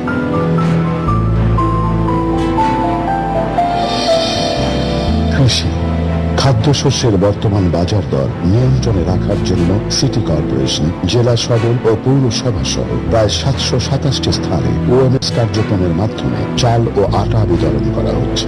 আগামী 2021-22 অর্থ বছরে অভ্যন্তরীণ উৎস হতে 20.55 লক্ষ মেট্রিক টন চাল সংগ্রহের লক্ষ্যমাত্রা নির্ধারণ করা হয়েছে। মাননীয় প্রধানমন্ত্রীর নির্দেশনা অনুযায়ী প্রতি ইঞ্চি জায়গা চাষের আওতায় আনায়ন ও পারিবারিক পুষ্টি নিরাপত্তা নিশ্চিতকরণের লক্ষ্যে দেশের প্রতিটি ইউনিয়নে 32টি করে সবজি পুষ্টি বাগান সৃজন হচ্ছে। সমৃদ্ধ কৃষির অগ্রযাত্রায় সরকারের নির্বাচনী প্রতিশ্রুতি এবং এসডিজি বাস্তবায়ন শীর্ষক পরিকল্পনা দলিল প্রণয়ন করা হয়েছে। কৃষি মন্ত্রণালয়ের সার্বিক তত্ত্বাবধানে কীটনাশক মুক্ত শাকসবজির যোগান দিতে যাত্রা শুরু করেছে কৃষকের বাজার। দেশের বিশাল জনগোষ্ঠীর প্রাণীজ আমিষের চাহিদা পূরণের লক্ষ্যে নতুন নতুন প্রযুক্তি ও জাত উদ্ভাবন, উদ্যোক্তা ও খামারিদের উদ্বুদ্ধকরণ, প্রশিক্ষণ, আত্মকর্মসংস্থান সৃষ্টি, উৎপাদন বৃদ্ধি এবং সরবরাহ নিশ্চিতকরণে সরকার দৃঢ় প্রতিজ্ঞ। দক্ষতা উন্নয়ন ও কর্মসৃজন। দেশের জনসংখ্যার 50% অধিক তরুণ, যে হার উন্নত বিশ্বে 20-25% বেশি নয়। সরকার বিষয় ও খাত ভিত্তিক কর্মসংস্থানের নীতি অনুসরণ করছে, যার অধীনে বৃহৎ সরকারি বিনিয়োগ এবং শিল্প ও বাণিজ্য প্রণোদনা প্রদানের ক্ষেত্রে কর্মসংস্থানের বিষয়টি সক্রিয় বিবেচনায় রাখা হচ্ছে। শিল্প খাতের চাহিদা ভিত্তিক অন্তর্ভুক্তিমূলক দক্ষতা উন্নয়ন প্রশিক্ষণ প্রদানের লক্ষ্যে সরকার skills for employment investment program বাস্তবায়ন করছে। এছাড়া দক্ষতা উন্নয়ন কার্যক্রমকে গতিশীল গতিশীল করার লক্ষ্যে দেশের 28টি মন্ত্রণালয়ের অধীন দক্ষতা উন্নয়ন প্রশিক্ষণ কার্যক্রমের সমন্বয় সাধনের জন্য জাতীয় দক্ষতা উন্নয়ন কর্তৃপক্ষ কাজ করছে। সরকারের সঠিক নীতি ও ফলপ্রসূ কর্ম পরিকল্পনার ফলে আইটি সেক্টরে এরই মধ্যে 10 লাখ তরুণ তরুণীর কর্মসংস্থান নিশ্চিত হয়েছে এবং 2021 সালের মধ্যে আরো 10 লাখ মানুষের কর্মসংস্থান হবে। দেশের অভ্যন্তরীণ কর্মসংস্থানের উপর চাপ কমাতে বৈদেশিক কর্মসংস্থানের ক্ষেত্রে নির্বাচনী ইশতেহার 2018 অনুযায়ী প্রতি উপজেলা হতে গড়ে 1000 কর্মীকে বিদেশে প্রেরণ সহ প্রতি বছর মোট 7 লক্ষ হিসেবে 3 বছরে 21 লক্ষ কর্মী বৈদেশিক কর্মসংস্থানের সুযোগ সৃষ্টিকরণের লক্ষ্যমাত্রা নির্ধারণ করা হয়েছে। মাননীয় প্রধানমন্ত্রী ঘোষিত প্রবাস আয়ের উপর 2% হারে নগদ প্রণোদনা অব্যাহত থাকবে। এ খাতে আগামী অর্থ বছরে 4000 কোটি টাকা বরাদ্দের প্রস্তাব করা হবে। সামাজিক সুরক্ষা।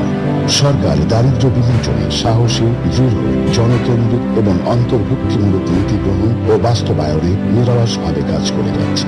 সরকারের পরিকল্পনা রয়েছে আগামী 2023-2024 অর্থ বছরের মধ্যে দারিদ্র্যের হার 12.3% এবং অতি দারিদ্র্যের হার 4.5% নামিয়ে আনা। আগামী 2021-2022 অর্থ বছর হতে বয়স্ক ভাতা, বিধবা, স্বামী নিগৃহীতা মহিলাদেরকে বিদ্যমান নীতিমালা অনুযায়ী প্রাপ্য শতভাগ বয়স্ক মানুষকে অতি উচ্চ ও উচ্চ দারিদ্র্যভুক্ত গ্রুপের আরো 150টি উপজেলায় সম্প্রসারণ করা হচ্ছে। সর্বশেষ প্রতিবন্ধিতা শনাক্তকরণ জরিপ অনুযায়ী 4 লক্ষ জন নতুন ভাতাভোগী যুক্ত করে আগামী 2021-2022 অর্থ বছরে অসচ্ছল প্রতিবন্ধী ভাতাভোগীর সংখ্যা 22 লক্ষ জনে বৃদ্ধি করা হবে। মাননীয় প্রধানমন্ত্রীর ঘোষণা অনুযায়ী বীর মুক্তিযোদ্ধাগণের সম্মানী ভাতা আগামী 2021-2022 অর্থ বছরে 12,000 টাকা হতে 20,000 টাকায় উন্নীত করার প্রস্তাব করা হলো। 2008-9 অর্থ বছরে সামাজিক নিরাপত্তা বলয় খাতে বরাদ্দ ছিল 13,845 কোটি টাকা, যা 2020-2021 অর্থ বছরে প্রায় 7 গুণ বৃদ্ধি পেয়ে 95,574 কোটি টাকায় উন্নীত হয়েছে। আগামী 2021-2022 অর্থ বছরে সামাজিক নিরাপত্তা খাতে মোট 1,07,157 কোটি টাকা বরাদ্দ রাখার প্রস্তাব করা হলো। স্থানীয় সরকার ও পল্লী উন্নয়ন। স্থানীয় সরকার ও পল্লী উন্নয়নের আওতায় চলমান সকল কার্যক্রমের পাশাপাশি আগামী 2021-2022 অর্থ বছরে পল্লী সেক্টরে কোর রুট নেটওয়ার্ক সম্প্রসারণ সহ মোট 3,140 কিলোমিটার নতুন সড়ক নির্মাণ এবং এ সকল সড়কে 18,500 মিটার ব্রিজ কালভার্ট সম্প্রসারণ ও নির্মাণ করা হবে। নির্মিত গ্রামীণ সড়ক অবকাঠামো টেকসই করার জন্য 8,500 কিলোমিটার পাকা সড়ক এবং 3,800 মিটার ব্রিজ কালভার্ট রক্ষণাবেক্ষণ করা হবে। আগামী অর্থ বছরে স্থানীয় সরকার ও পল্লী উন্নয়ন খাতে 42,193 কোটি টাকা বরাদ্দের প্রস্তাব করা হবে। শিল্প বাণিজ্য। আগামী অর্থ বছরে বস্ত্র ও তৈরি পোশাক শিল্প খাতে বিদ্যমান বিভিন্ন রপ্তানি প্রণোদনার সাথে 1% হারে অতিরিক্ত প্রণোদনা প্রদান অব্যাহত রাখার প্রস্তাব করা হবে। ভৌত অবকাঠামো। 30 সালের মধ্যে 40,000 মেগাওয়াট বিদ্যুৎ উৎপাদনের লক্ষ্যমাত্রা নিয়ে কাজ করছে সরকার। দেশে আবিষ্কৃত 27টি গ্যাস ক্ষেত্রের মধ্যে বর্তমানে উৎপাদনে 20টি গ্যাস ক্ষেত্রে প্রায় 2,525 মিলিয়ন ঘনফুট গ্যাস উৎপাদিত হয়। গ্যাসের মোট চাহিদার অবশিষ্ট পরিমাণ এলএনজি বা লিকুইফাইড ন্যাচারাল গ্যাস হিসেবে আমদানি করে জাতীয় গ্রিডে যুক্ত করা হচ্ছে। আগামী 2021-22 অর্থ বছরে বিদ্যুৎ, জ্বালানি ও খনিজ সম্পদ খাতের জন্য 27,484 কোটি টাকা বরাদ্দের প্রস্তাব করা হল। একটি আধুনিক ও টেকসই মহাসড়ক নেটওয়ার্ক গড়ে তোলার জন্য সরকার নিরবচ্ছিন্নভাবে কাজ করে যাচ্ছে। একই সাথে সড়ক নিরাপত্তা বৃদ্ধি, ঢাকা মহানগরীতে যানজট নিরসনে দ্রুতগতির গণপরিবহন ব্যবস্থা এমআরটি ও বিআরটি প্রবর্তন সহ মোটরযান ব্যবস্থাপনার আধুনিকায়নে পরিকল্পনা গ্রহণ সহ বাস্তবায়ন কার্যক্রম চলমান আছে। বিগত 12 বছরে সরকার সড়ক পথের উন্নয়নে 331টি প্রকল্প বাস্তবায়ন করেছে এবং 452টি নতুন প্রকল্প গ্রহণ করেছে। একই সময়ে 453.07 কিলোমিটার জাতীয় মহাসড়ক 4 লেন এবং তদূর্ধ্ব লেনে উন্নীত করা হয়েছে। উন্নয়নের ধারাবাহিকতায় সড়ক পরিবহন ও মহাসড়ক বিভাগের আওতায় বর্তমানে 26টি বৃহৎ প্রকল্পের বাস্তবায়ন চলমান রয়েছে। ঢাকা মহানগরী ও পার্শ্ববর্তী এলাকার যানজট নিরসন ও পরিবেশ উন্নয়নে অত্যাধুনিক গণপরিবহন হিসেবে 6টি মেট্রো রেল লাইন সমন্বয়ে মোট 128.741 কিলোমিটার দীর্ঘ ও 104টি স্টেশন বিশিষ্ট একটি শক্তিশালী নেটওয়ার্ক গড়ে তোলার নিমিত্ত সরকার সময়াবদ্ধ কর্মপরিকল্পনা 2030 বাস্তবায়ন করছে। এই কর্মপরিকল্পনা অনুসারে উত্তরা তৃতীয় পর্ব হতে মতিঝিল পর্যন্ত 20.10 কিলোমিটার দীর্ঘ 16টি স্টেশন বিশিষ্ট ঘন্টায় 60,000 যাত্রী পরিবহনে সক্ষম দ্রুতগামী, নিরাপদ, নির্ভরযোগ্য, শীতাতাপ নিয়ন্ত্রিত, সময় সাশ্রয়ী, বিদ্যুৎ চালিত, পরিবেশ বান্ধব ও দুর্নিয়ন্ত্রিত অত্যাধুনিক গণপরিবহন ব্যবস্থা গ্রহণের নিমিত্ত বাংলাদেশের প্রথম উড়াল মেট্রো রেল MRT লাইন 6 এর নির্মাণ কাজ পুরোদমে এগিয়ে চলেছে। 31 মার্চ 2021 তারিখ পর্যন্ত সার্বিক গড় অগ্রগতি 61.49%। MRT লাইন 1 এর ডিটেইলড ডিজাইন সম্পন্ন করা, MRT লাইন 5 নর্দার্ন রুটের বেসিক ডিজাইন সম্পন্ন করা এবং MRT লাইন 5 সাউদার্ন রুটের ফিজিবিলিটি স্টাডি শুরু করার বিষয়ে কার্যক্রম চলমান রয়েছে। মাননীয় প্রধানমন্ত্রীর সাহসী ও স্বাধীন চেতা নেতৃত্ব ও দৃঢ় সিদ্ধান্ত গ্রহণের ফলে বাংলাদেশ সরকারের নিজস্ব অর্থায়নে 6.15 কিলোমিটার দীর্ঘ পদ্মা সেতুর নির্মাণ কাজ সার্বিক ভৌত অগ্রগতি 85%। আগামী বছরের জুনের মধ্যে সেতুটি যান চলাচলের জন্য খুলে দেওয়ার লক্ষ্যে সর্বাত্মক প্রচেষ্টা অব্যাহত আছে।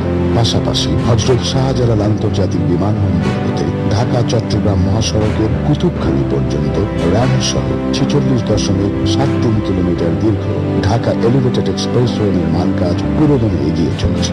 কর্ণফুলী নদীর তলদেশে 3.32 কিলোমিটার দীর্ঘ বঙ্গবন্ধু শেখ মুজিবুর রহমান টানেলের প্রথম টিউবের রিং স্থাপন সহ বোরিং শেষে তৃতীয় টিউবের বোরিং সহ অন্যান্য নির্মাণ কাজ চলমান রয়েছে এবং ইতোমধ্যে 65% ভৌত কাজ সম্পন্ন হয়েছে। হযরত শাহজালাল আন্তর্জাতিক বিমানবন্দর থেকে আশুলিয়া হয়ে সাভার ইপিজেড পর্যন্ত 24 কিলোমিটার দীর্ঘ ঢাকা আশুলিয়া এলিভেটেড এক্সপ্রেসওয়ে প্রকল্পটি G2G ভিত্তিতে নির্মিত হতে যাচ্ছে। বাংলাদেশ রেলওয়ের 30 বছরের মেয়াদী মহাপরিকল্পনার অংশ হিসেবে রাজধানী ঢাকার সাথে কক্সবাজার, মোংলা বন্দর, টুঙ্গিপাড়া, বরিশাল, পার্বত্য চট্টগ্রাম সহ দেশের অন্যান্য এলাকা রেলওয়ে নেটওয়ার্কের আওতায় আনা পদ্মা বহুমুখী সেতুতে রেল লিঙ্ক স্থাপন, ট্রান্স এশিয়ান রেলওয়ে ও আঞ্চলিক রেলওয়ে যোগাযোগ স্থাপন সহ 230টি প্রকল্প বাস্তবায়ন করা হবে। দেশের সড়ক, রেল, নৌ ও আকাশ পথের যোগাযোগ ব্যবস্থার চলমান বিভিন্ন উন্নয়ন কার্যক্রম অব্যাহত রাখতে এবং আগামী অর্থ বছরে আরো নতুন কার্যক্রম প্রসারিত করতে সরকার বদ্ধপরিকর। পরিবহন ও সড়ক, রেল ও নৌ যোগাযোগ খাতে আগামী 2021-22 অর্থ বছরে মোট 55,621 কোটি টাকা বরাদ্দের প্রস্তাব করা হলো। তথ্য ও প্রযুক্তি খাত চতুর্থ শিল্প বিপ্লব কার্যকরভাবে বাস্তবায়নের জন্য দেশে 5G চালুর লক্ষ্যে ব্যবস্থা গ্রহণ করা হয়েছে। এক্ষেত্রে প্রাথমিকভাবে 2500 থেকে 2690 মেগাহার্টজ এবং 3300 থেকে 3700 মেগাহার্টজ ব্যান্ড নির্ধারণ করা হয়েছে। মাননীয় প্রধানমন্ত্রীর নির্দেশে মোবাইল ব্যাংকিং পরিষেবার মাধ্যমে নগদ অর্থ সহায়তা প্রদান কর্মসূচি বাস্তবায়নের লক্ষ্যে তৈরি করা হয়েছে সেন্ট্রাল এইড ম্যানেজমেন্ট সিস্টেম। নাগরিক নিবন্ধন ও ভ্যাকসিন প্রদান কার্যক্রমের সার্বিক ব্যবস্থাপনার লক্ষ্যে তৈরি করা হয়েছে কোভিড-19 ভ্যাকসিন ম্যানেজমেন্ট সিস্টেম সুরক্ষা অ্যাপ। জাতীয় পরিচয়পত্রের ডেটাবেস ব্যবহারের মাধ্যমে ব্যক্তি পরিচয় যাচাইয়ের জন্য পরিচয় সেবা চালু করা হয়েছে। সকল সরকারি সেবা এক ঠিকানায় নাগরিকদের জন্য সহজলভ্য করতে চালু করা হয়েছে এক সেবা প্ল্যাটফর্ম। মোবাইল অ্যাপসের মাধ্যমে সরকারি সেবা পাওয়ার জন্য মাই.গভ ও এক সেবায়ের সেবাগুলো কল সেন্টারের মাধ্যমে জানার জন্য 333 এবং ডিজিটাল আইডেন্টিটি ভেরিফিকেশনের জন্য পরিচয় সফটওয়্যার তৈরির কার্যক্রম চলমান রয়েছে। বাংলাদেশ হাইটেক পার্ক কর্তৃপক্ষ দেশের বিভিন্ন স্থানে 39টি high tech park software technology park স্থাপন করছে, যার মধ্যে 7টি বিনিয়োগের জন্য প্রস্তুত রয়েছে। নির্মাণাধীন পার্কসমূহ যথাযথভাবে বাস্তবায়িত হলে আগামী 2023 সালের মধ্যে 50,000 তরুণ তরুণীর কর্মসংস্থানের সুযোগ তৈরি হবে। ইতোমধ্যে চালু হওয়া হাইটেক পার্ক ও সফটওয়্যার টেকনোলজি পার্ক সময়ে 14,000 জনের কর্মসংস্থান হয়েছে।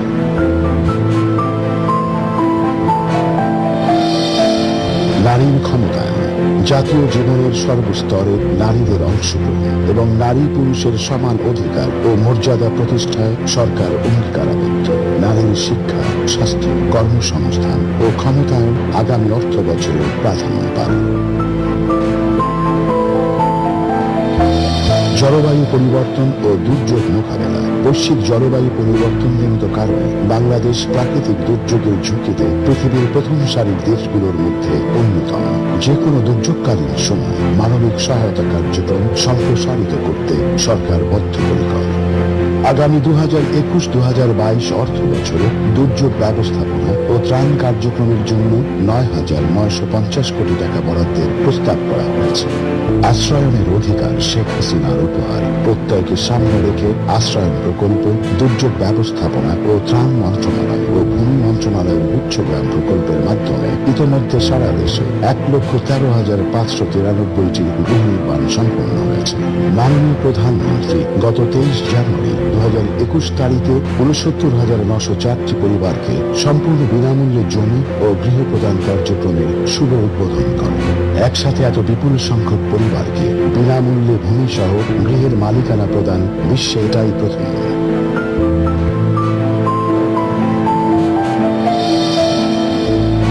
নবম অধ্যায়, সংস্কার ও সুশাসন। সুশাসন, সুষম উন্নয়ন নিশ্চিতকরণ, বিনিয়োগ আকর্ষণ ও ব্যবসা বাণিজ্য পরিবেশের উন্নয়ন সাধনে সংস্কারের গুরুত্ব অপরিসীম। বিগত বছর সমূহের ধারাবাহিকতায় বিভিন্ন ক্ষেত্রে সরকারের গৃহীত সংস্কারমূলক পদক্ষেপ সমূহ হচ্ছে সরকারের ফলপ্রসূ নীতি ও কর্ম পরিকল্পনা অনুসরণের সুফল হিসেবে বিগত 12 বছরে দেশ ক্রমশ কৃষি নির্ভর অর্থনীতি হতে উৎপাদন নির্ভর অর্থনীতির দিকে এগিয়ে যাচ্ছে। আগামীতে অর্থনীতির এ কাঠামোগত রূপান্তর ত্বরান্বিতকরণের উপর জোর দেওয়া হবে। সে লক্ষ্যে সরকার নিম্নের কার্যক্রম বাস্তবায়নে আর্থিক সহায়তা প্রদান করবে, যথা 1. কৃষিকাজ যান্ত্রিকীকরণ, 2. এগ্রো প্রসেসিং খাতের উন্নয়ন, 3. কর্মীর দক্ষতা উন্নয়ন ও উৎপাদনশীলতা বৃদ্ধি, 4. চতুর্থ শিল্প বিপ্লব সম্পর্কিত প্রতিষ্ঠান ও শিক্ষা সম্প্রসারণ, 5. অনলাইন ভিত্তিক আউটসোর্সিং কাজ, 6. স্বকর্মসংস্থান, নতুন উদ্যোক্তা সৃজন এবং 7. বিশ্ববিদ্যালয় পর্যায়ে মৌলিক ও প্রায়োগিক গবেষণা। বিনিয়োগ আকর্ষণের লক্ষ্যে দেশ ও বিদেশে সেমিনার, ওয়ার্কশপ, রোড শো এবং ট্রেড শোর আয়োজন ও পৃষ্ঠপোষকতা প্রদান করা হচ্ছে।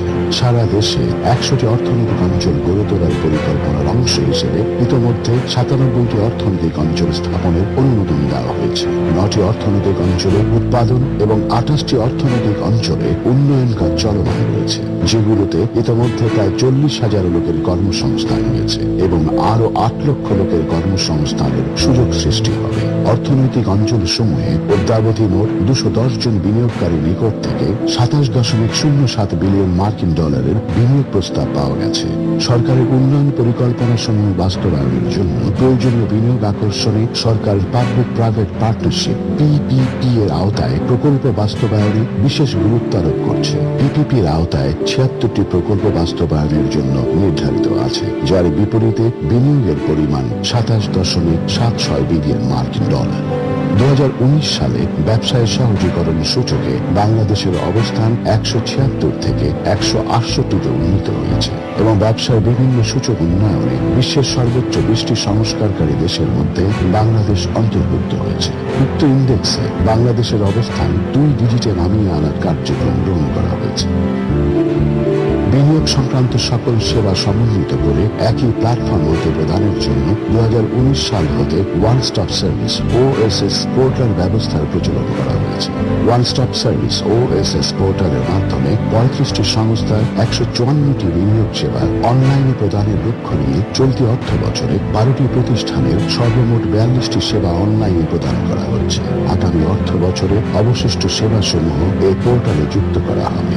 ভূমি ব্যবস্থাপনায় নামজারি, ভূমি উন্নয়ন কর প্রদান, পর্চা সংগ্রহ, সকল সেবা দ্রুত এবং ভোগান্তি মুক্ত করার উদ্দেশ্যে সারা দেশে ভূমি ব্যবস্থাপনা অটোমেশন করা হবে। ভূমি সেবা সংক্রান্ত সকল সেবা 18টি সফটওয়্যারের মাধ্যমে অটোমেশনের আওতায় আনা হবে। জুডিশিয়ারি প্রকল্পের আওতায় দেশের সামগ্রিক বিচার ব্যবস্থাকে ডিজিটালাইজড করা হবে। দেশের প্রতিটি আদালতকে কোর্টে পরিণত করা হবে। এবং আটককৃত দুর্ধর্ষ আসামিদের আদালতে হাজির না করে ভিডিও কনফারেন্সের মাধ্যমে বিচার কার্য পরিচালনা করা হবে। ভূমি নিবন্ধন ব্যবস্থাকে ডিজিটালাইজেশন করার জন্য ভূমি নিবন্ধন ব্যবস্থাপনা অটোমেশন প্রকল্প গ্রহণ করা হয়েছে। দুর্নীতি দমন ও প্রতিরোধমূলক কার্যক্রম স্বচ্ছ, নিরপেক্ষ ও কার্যকরভাবে সম্পন্ন করতে সরকার দুর্নীতি দমন কমিশনকে আরো শক্তিশালী করার লক্ষ্যে কমিশনের সামগ্রিক কার্যক্রমকে পূর্ণাঙ্গভাবে অটোমেশন করার পরিকল্পনা রয়েছে। ব্যাংক, পুঁজিবাজার, বীমা ও অন্যান্য আর্থিক খাতের সংস্কার ও উন্নয়নে সরকার নানামুখী কার্যক্রম গ্রহণ ও বাস্তবায়ন করছে। প্রত্যন্ত অঞ্চলের ব্যাংক সুবিধা বঞ্চিত জনগোষ্ঠীকে ব্যাংকিং সেবার আওতায় আনার লক্ষ্যে মোবাইল ব্যাংকিং চালু করা হয়েছে। বর্তমানে প্রতিদিন মোবাইল ফাইন্যান্সিয়াল সার্ভিসের মাধ্যমে গড়ে প্রায় ১,৭৪৫ কোটি টাকার লেনদেন হচ্ছে। ব্যাংকিং সেবাকে নিরাপদ ও ব্যয় সাশ্রয়ীভাবে গ্রামাঞ্চলে পৌঁছে দেওয়ার লক্ষ্যে সারা দেশে এজেন্ট ব্যাংকিং চালু করা হয়েছে। এ ব্যবস্থা সুষ্ঠুভাবে পরিচালনার জন্য ইতোপূর্বে জারিকৃত সকল নির্দেশনায় একীভূত করে একটি নতুন Prudential guidelines for agent banking operation in Bangladesh জারি করা হয়েছে। বিগত অর্থ বছরে ব্যাংকিং এর উপর সুদের হার ১ অঙ্কে নামিয়ে আনা হয়েছে। পাশাপাশি উচ্চতর ঝুঁকি সম্পন্ন ক্রেডিট কার্ড ও ভোক্তা ঋণ ছাড়া অন্যান্য খাতে ঋণ এবং আমানতের গড় সুদ হারের ব্যবধান নিম্নতর ১ অঙ্ক লোয়ার সিঙ্গেল ডিজিট পর্যায়ে সীমিত রাখার চেষ্টা করা হচ্ছে। সুদ হার যৌক্তিকীকরণ নীতিমালার সাথে সামঞ্জস্য রেখে ব্যাংক রেট ৫.০০% হতে হ্রাস করে ৪.০০% পুনর্নির্ধারণ করা হয়েছে। মুদ্রা বাজারের তারল্য ব্যবস্থাপনা সুষ্ঠু রাখার স্বার্থে কতিপয় গুরুত্বপূর্ণ পদক্ষেপ গ্রহণ করেছে। যেমন বাধ্যতামূলক নগদ জমার হার CRR হ্রাস করে তফসিলি ব্যাংকের অভ্যন্তরীণ ইউনিটের জন্য ৪.০০%, অফশোর ইউনিটের জন্য ২.০০% এবং আর্থিক প্রতিষ্ঠান সমূহের জন্য ১.৫% পুনর্নির্ধারণ করা হয়েছে। ওভারনাইট ভিত্তিক রেপোর হার বিদ্যমান ৫.২৫% থেকে কমিয়ে আনা হয়েছে ৪.৭৫%। পুঁজিবাজারে সরকারি ঋণপত্র, গভর্নমেন্ট ট্রেজারি বন্ডসের লেনদেন চালু করা, আধুনিক পুঁজিবাজারের বিভিন্ন ইনস্ট্রুমেন্ট যথা সুকুক, ডেরিভেটিভস, অপশনসের লেনদেন চালু করা, OTC বুলেটিন বোর্ড চালু করা, ETF চালু করা, ওপেন এন্ড মিউচুয়াল ফান্ড তালিকাভুক্ত করা ইত্যাদি। বীমা সেবাকে জনবান্ধব ও কল্যাণমুখী করার জন্য প্রবাসী বীমা, কৃষি বীমা, স্বাস্থ্য বীমা, গবাদি পশু বীমা, হাওড় এলাকার জন্য শস্য বীমা প্রভৃতি চালু করার উদ্যোগ গ্রহণ করা হয়েছে। বীমা খাতে অটোমেশনের উদ্যোগ গ্রহণ করা হয়েছে। ইতোমধ্যে অভিন্ন নো ইয়োর কাস্টমার KYC পদ্ধতি চালু করা হয়েছে। দেশের সবুজ অর্থনীতি সম্প্রসারণের লক্ষ্যে রপ্তানিমুখী টেক্সটাইল এবং চামড়া শিল্পের টেকসই উন্নয়ন নিশ্চিত করতে $200 মিলিয়ন একটি গ্রিন ট্রান্সফরমেশন ফান্ড GTF নামক পুনঃ অর্থায়ন স্কিম গঠন করা হয়েছে। সম্প্রতি উক্ত স্কিমে আরও €200 মিলিয়ন যোগ করা হয়েছে। Public expenditure financial accountability assessment 2016 এর ভিত্তিতে সরকারি আর্থিক ব্যবস্থাপনার সংস্কার কৌশল 2016 থেকে 2021 প্রণয়ন করা হয়েছে। এই কৌশল বাস্তবায়নে সরকারি আর্থিক ব্যবস্থাপনা অ্যাকশন প্ল্যান 2018 থেকে 2023 প্রস্তুত করা হয়েছে। সরকার শরিয়া ভিত্তিক বিনিয়োগকারীদের জন্য শরিয়া সম্মত ট্রেজারি সিকিউরিটি বা সুকুক ইস্যুর সিদ্ধান্ত গ্রহণ করেছে।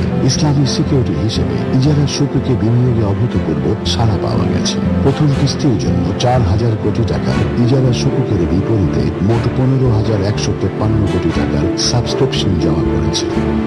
দেশীয় বিশেষজ্ঞদের দ্বারা তৈরি আইবাস সমন্বিত বাজেট ও হিসাব পদ্ধতি সফটওয়্যারের মাধ্যমে সকল সিভিল প্রশাসন, প্রতিরক্ষা ও রেলওয়েতে বাজেট প্রণয়ন, বাজেট বাস্তবায়ন ও হিসাব প্রক্রিয়াকরণের কার্যক্রম পুরোপুরি চালু হয়েছে। 2020-2021 অর্থ বছরের সংশোধিত কর্তৃত্ব অনুযায়ী চতুর্থ কিস্তির অর্থ ছাড়ে অর্থ মন্ত্রণালয় ও প্রশাসনিক মন্ত্রণালয়ের সম্মতির প্রয়োজন হবে না। উক্ত অর্থ স্বয়ংক্রিয়ভাবে ছাড় হয়েছে বলে গণ্য হবে। উন্নয়ন প্রকল্পের অর্থ ছাড় স্বয়ংক্রিয়ভাবে অনলাইনে সম্পন্ন করার ব্যবস্থা করা হয়েছে।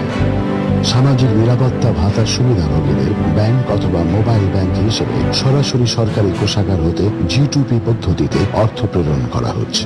বিগত অর্থ বছরে এ ব্যবস্থায় 1 কোটি EFTর মাধ্যমে 3,000 কোটি টাকা বিতরণ করা হয়েছে। সরকারি কোষাগারে অর্থ জমা প্রদানে ব্যবহৃত চালানকে সম্পূর্ণরূপে অটোমেশন করা হয়েছে। এতে ঘরে বসেই ডেবিট, ক্রেডিট কার্ড ও ব্যাংক হিসাবের মাধ্যমে অনলাইনে চালান জমা দেওয়া যাবে।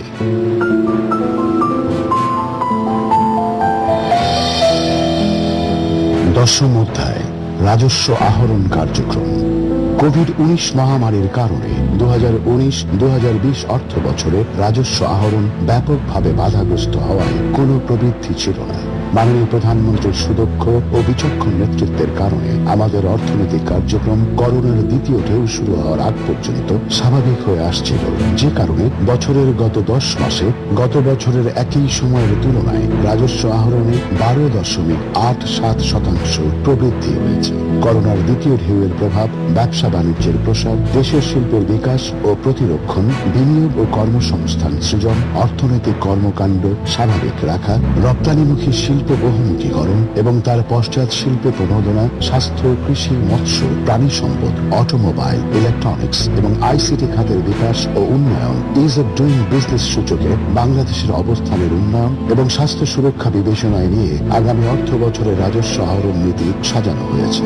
আয়কর নীতিতে প্রস্তাবিত উল্লেখযোগ্য পরিবর্তন সমূহ হল: কর্পোরেট কর হার পুনর্বিবেচনা, পাবলিকলি ট্রেডেড নয় এরূপ company, publicly traded company, mobile financial service MFS প্রদানকারী প্রতিষ্ঠান এবং এক ব্যক্তি কোম্পানির কর্পোরেট কর হার পুনর্বিবেচনা, ব্যক্তি শ্রেণীর কর হার অপরিবর্তিত রাখা, ব্যক্তি শ্রেণীর করদাতার জন্য বিদ্যমান কর হার অপরিবর্তিত রাখা এবং আইনের দ্বারা সৃষ্ট কৃত্রিম ব্যক্তিসত্তা এবং অন্যান্য করযোগ্য সত্তার কর হার ব্যক্তি শ্রেণীর কর হারের পরিবর্তে নির্দিষ্ট কর হার আরোপ, সামাজিক আত্মীকরণের লক্ষ্যে তৃতীয় লিঙ্গের করদাতাদের করমুক্ত আয়ের সীমা নির্ধারণ এবং কর্মসংস্থানের জন্য নিয়োগকারী প্রতিষ্ঠানকে কর রেয়াত প্রদান, সারচার্জের ধাপ কমিয়ে সম্পদের উপর সারচার্জ পরিশোধ ও ন্যূনতম সারচার্জের বিধান বিলোপ, অর্থনীতির আনুষ্ঠানিকীকরণের অংশ হিসেবে ব্যবসায়িক লেনদেনের বিভিন্ন ক্ষেত্রে ব্যাংকিং চ্যানেলের পাশাপাশি অন্যান্য প্রাতিষ্ঠানিক মাধ্যমে লেনদেনের বিধান প্রবর্তন,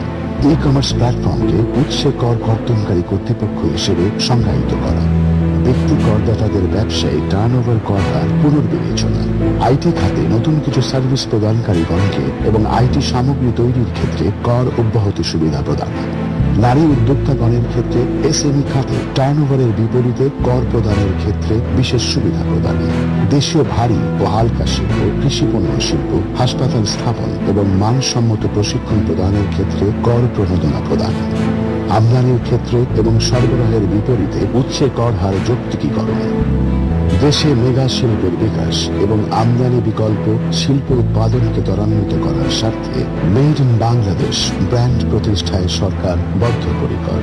এ লক্ষ্যে বাংলাদেশের অটোমোবাইল, 3 হুইলার এবং 4 হুইলার উৎপাদনকারী কোম্পানিকে শর্ত সাপেক্ষে 10 বছর মেয়াদে কর অব্যাহতি এবং আরো কিছু শর্ত সাপেক্ষে আরো 10 বছর কর অব্যাহতি প্রদান, এছাড়াও কতিপয় হোম অ্যাপ্লায়েন্সেস ও কিচেন অ্যাপ্লায়েন্সেস পণ্য এবং হালকা প্রকৌশল শিল্পের পণ্যের উৎপাদনকারী কোম্পানিকে শর্ত সাপেক্ষে 10 বছর মেয়াদী কর অব্যাহতি প্রদান, সিমেন্ট উৎপাদনে ব্যবহৃত কাঁচামাল আমদানির ক্ষেত্রে কর হার 3% থেকে 2% করা এবং একই সাথে সিমেন্ট, লৌহ এবং লৌহ জাতীয় পণ্য সরবরাহের বিপরীতে উৎস কর কর্তনের হার 3% হতে 2% করা, দেশের উন্নয়ন ও শিল্পায়নে দক্ষ মানব সম্পদ তৈরিতে বেসরকারি খাতে বিশেষায়িত কারিগরি প্রশিক্ষণ প্রদানকারী প্রতিষ্ঠান সমূহকে কর প্রণোদনা প্রদান, ব্যক্তি করদাতাদের ব্যবসায়িক টার্নওভার কর হার হ্রাস করে 0.5%-এর পরিবর্তে 0.25% করা। যদি কোনো প্রতিষ্ঠান তার মোট কর্মচারীর 10% বা 100 জনের অধিক তৃতীয় লিঙ্গের ব্যক্তিদের নিয়োগ দেয়, তবে উক্ত কর্মচারীদের পরিশোধিত বেতনের 75% বা প্রদেয় করের 5%, যেটি কম তা নিয়োগকারীকে কর রেয়াত হিসেবে প্রদানের জন্য প্রয়োজনীয় বিধান সংযোজন।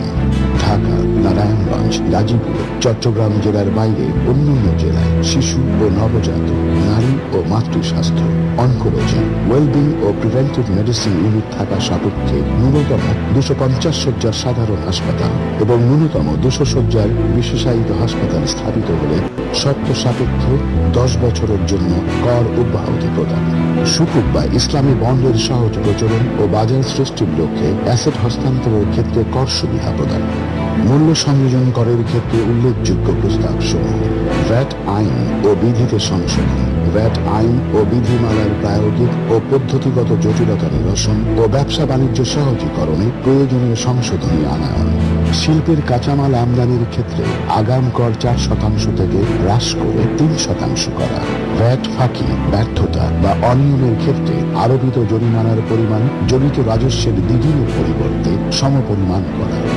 বকেয়া ভ্যাটের উপর মাসিক সুদের হার 2%-এর পরিবর্তে 1% করা, এলপিজি সিলিন্ডার, রেফ্রিজারেটর, ফ্রিজার এবং compressor, polypropylene staple fibre, air conditioner ও এয়ার কম্প্রেসর, মোটর কার ও motor vehicle, mobile fan, sanitary napkin ও ডায়াপার উৎপাদনের ক্ষেত্রে বিদ্যমান ভ্যাট অব্যাহতি সুবিধা বহাল রাখা, washing machine, microwave oven, electric oven, blender, juicer, mixer, grinder, electric kettle, rice cooker, multi cooker, pressure কুকারে স্থানীয় উৎপাদন পর্যায়ে ভ্যাট অব্যাহতি প্রদান, কম্পিউটার ও বিভিন্ন প্রকার প্রযুক্তি নির্ভর পণ্য, printer, toner cartridge, router, network switch, hard disk drive, PCB ইত্যাদি এর স্থানীয় উৎপাদন পর্যায়ে ভ্যাট অব্যাহতি প্রদান, স্যানিটারি ন্যাপকিন উৎপাদনের ক্ষেত্রে ভ্যাট অব্যাহতি, উইডার, নিরামি ও উইনোয়ার, ঝাড়াই কলের উৎপাদন ও ব্যবসায়ী পর্যায়ে ভ্যাট অব্যাহতি প্রদান, মুড়ির স্থানীয় উৎপাদন পর্যায়ে ভ্যাট অব্যাহতি প্রদান,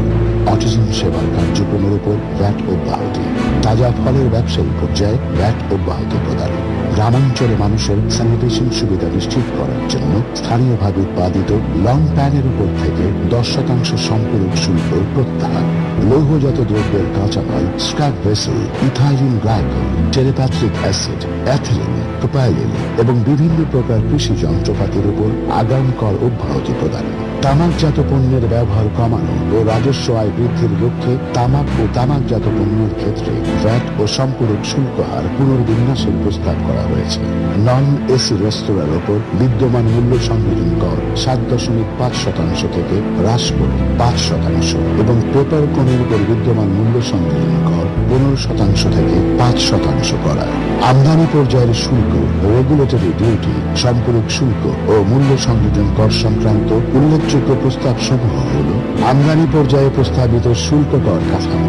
আগামী অর্থ বছরে আমদানি পর্যায়ের জন্য নিম্নরূপ শুল্ক কর কাঠামো প্রস্তাব করা হয়েছে: বর্তমানে বিদ্যমান 6 স্তর বিশিষ্ট আমদানি শুল্ক বা কাস্টমস ডিউটি কাঠামো অব্যাহত রাখা। সর্বোচ্চ আমদানি শুল্ক আরোপিত রয়েছে এমন পণ্যের উপর আবশ্যিকভাবে বিদ্যমান রেগুলেটরি ডিউটি 3% অব্যাহত রাখা। 12 স্তর বিশিষ্ট সম্পূরক শুল্ক হার অব্যাহত রাখা এবং নিত্য প্রয়োজনীয় পণ্য সামগ্রী, সার, বীজ, জীবন রক্ষাকারী ঔষধ এবং আরো কতিপয় শিল্পের কাঁচামালের ক্ষেত্রে বিদ্যমান শুল্ক হার অপরিবর্তিত রাখা।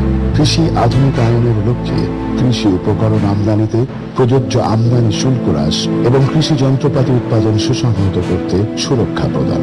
মৎস্য, পোল্ট্রি ও ডেইরি খাতের টেকসই উন্নয়ন ও বিকাশের লক্ষ্যে বিদ্যমান সুবিধা সম্প্রসারণ।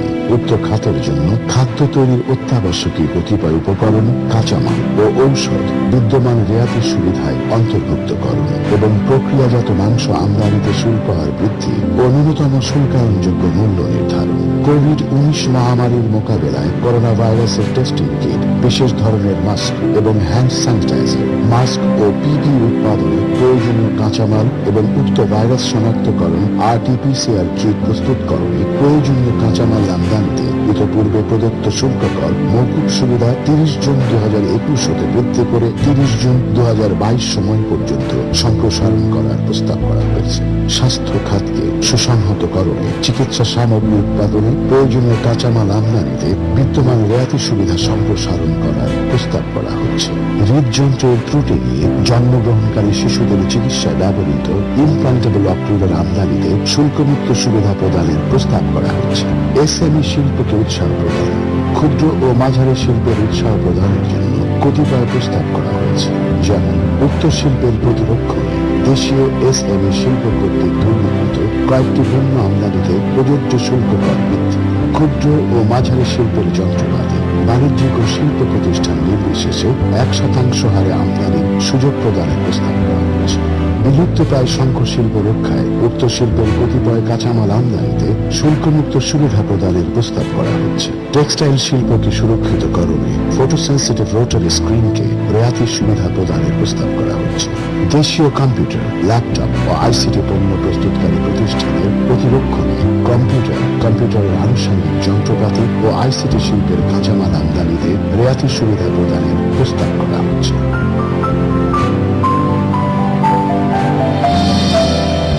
একাদশ অধ্যায় 2020-2021 অর্থ বছরের প্রদত্ত বাজেটে জাতিকে দেয় কিছু মৌলিক প্রতিশ্রুতি ও তার বাস্তবায়নের অগ্রগতি। কোভিড-19 নিয়ন্ত্রণ ও ব্যবস্থাপনায় সারা দেশে 5,500 কোটি টাকার বিশেষ কার্যক্রম বাস্তবায়িত হচ্ছে।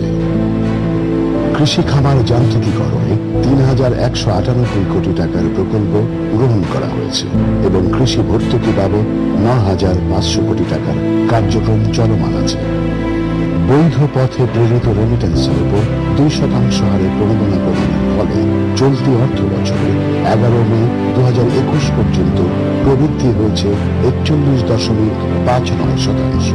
মাননীয় প্রধানমন্ত্রী শেখ হাসিনা আমার গ্রাম আমার শহর কর্মসূচির আওতায় 15টি মডেল গ্রাম চিহ্নিত করতে কার্যক্রম আরম্ভ হয়েছে। তৈরি পোশাক রপ্তানি বৃদ্ধির ফলে 1% হারে অতিরিক্ত রপ্তানি প্রণোদনা অব্যাহত রয়েছে, ফলে পোশাক রপ্তানি আশানুরূপ পর্যায়ে রয়েছে। পল্লী সেক্টরে জলবায়ু সহনশীল মধ্য আয়ের অর্থনীতি ধারণের উপযোগী কোর রোড নেটওয়ার্ক সম্প্রসারণ সহ মোট 5,550 কিলোমিটার নতুন সড়ক নির্মাণ এবং সকল সড়কে 31,000 মিটার ব্রিজ কালভার্ট সম্প্রসারণ নির্মাণ কার্যক্রম চলমান রয়েছে। ঢাকা সিলেট মহাসড়ক উভয় পাশে সার্ভিস লেন সহ 6 লেনে উন্নীতকরণ, রংপুর বুড়িমারি জাতীয় মহাসড়ক 4 লেনে উন্নীতকরণ, মংলা চ্যানেলের উপর সেতু নির্মাণ, ময়মনসিংহে ব্রহ্মপুত্র নদীর উপর জোয়াটখালী সেতু নির্মাণ এবং সিলেট তামাবিল মহাসড়ক 4 লেনে উন্নীতকরণ কার্যক্রম গ্রহণ করা হয়েছে। কোম্পানি আইনে প্রয়োজনীয় সংশোধন আনায়নকরত ব্যবসা বাণিজ্য সহজীকরণ এবং উক্ত আইনে এক ব্যক্তি ব্যবসায় প্রতিষ্ঠান অন্তর্ভুক্ত করে কোম্পানি সংশোধন আইন 2020 সংসদে পাশ হয়েছে। অনলাইনে আয়কর রিটার্ন দাখিলের জন্য কর অঞ্চল 6 ঢাকাতে ই রিটার্ন ফাইলিং সফটওয়্যারের পাইলটিং কার্যক্রম শুরু করা হয়েছে। এছাড়া সকল করদাতাগণের আয়কর রিটার্ন অনলাইনে দাখিলের জন্য কেন্দ্রীয়ভাবে একটি সফটওয়্যার প্রস্তুতের কার্যক্রম চলমান রয়েছে। উচ্চ আয়কর কর্তন সংক্রান্ত কার্যক্রম অটোমেশনের আওতায় আনয়নের লক্ষ্যে ইটিডিএস সিস্টেম ডিজাইন করা হয়েছে এবং ঢাকাস্থ কয়েকটি কর অঞ্চলে উক্ত সিস্টেমের পাইলটিং কার্যক্রম আরম্ভ করা হয়েছে। অপ্রদর্শিত আয় রিটার্নে প্রদর্শনের সুযোগের আওতায় ফেব্রুয়ারি 2021 পর্যন্ত 9,603 জন করদাতা অপ্রদর্শিত সম্পদ রিটার্ন প্রদর্শন পূর্বক 1,386 কোটি 10,02,795 টাকা আয়কর প্রদান করেছে, যার ফলে করোনাকালীন সময়ে দেশের অর্থনীতিতে পুঁজি প্রবাহ বৃদ্ধি পেয়েছে। পুঁজিবাজারকে গতিশীল করার লক্ষ্যে 1 বছর লক ইন সহ কতিপয় শর্ত সাপেক্ষে ব্যক্তি শ্রেণীর করদাতাগণ পুঁজিবাজারে অপ্রদর্শিত অর্থ বিনিয়োগের আওতায় ফেব্রুয়ারি 2021 পর্যন্ত 311 জন করদাতা পুঁজিবাজারে অর্থ বিনিয়োগ পূর্বক 43 কোটি 54,52,098 টাকা আয়কর পরিশোধ করেছেন। দ্য ইনকাম ট্যাক্স অর্ডিন্যান্স 1984 পরিমার্জন করত আয়কর আইন 2021 ড্রাফট প্রস্তুত করা হয়েছে। যৌক্তিক কয়েকটি ক্ষেত্র ব্যতীত সকল টিআইএন গ্রহণকারীর জন্য আয়কর রিটার্ন দাখিল বাধ্যতামূলক করা হয়েছে। ফলশ্রুতিতে 2020-2021 অর্থ বছরের মার্চ পর্যন্ত মোট রিটার্ন দাখিলের সংখ্যা দাঁড়িয়েছে 25,43,337টি, যা গত বছরের তুলনায় 19.82% বেশি। মার্চ 2021 পর্যন্ত প্রায় 3,000 প্রতিষ্ঠানে ইএফটি এসডিসি স্থাপিত হয়েছে। কার্যক্রমে সারা দেশে সকল নিবন্ধিত ব্যবসা প্রতিষ্ঠানে ইএফটি এসডিসি স্থাপিত হবে। দেশের শিল্প ও ব্যবসা খাতকে প্রতিযোগিতা সক্ষম করার লক্ষ্যে ঋণ বিনিয়োগের উপর সুদ মুনাফা হার সর্বোচ্চ 9% নির্ধারণ করার ফলে ব্যাংকিং খাতের মোট ঋণ ও আগাম স্থিতি মার্চ 2020-এ 10,46,666 কোটি টাকা থেকে পড়ে জানুয়ারি 2021-এ দাঁড়িয়েছে 11,21,122 কোটি টাকায়। ঋণের ভারিত গড় সুদহারের ব্যবধান কমে দাঁড়িয়েছে 3%। ব্যাংক কোম্পানি আইন, পেমেন্ট সিস্টেম আইন, অস্থাবর সম্পত্তি জামানত আইন সহ আর্থিক খাত সংশ্লিষ্ট 15টি আইন প্রণয়ন বা হালনাগাদ করার কাজ এগিয়ে চলছে।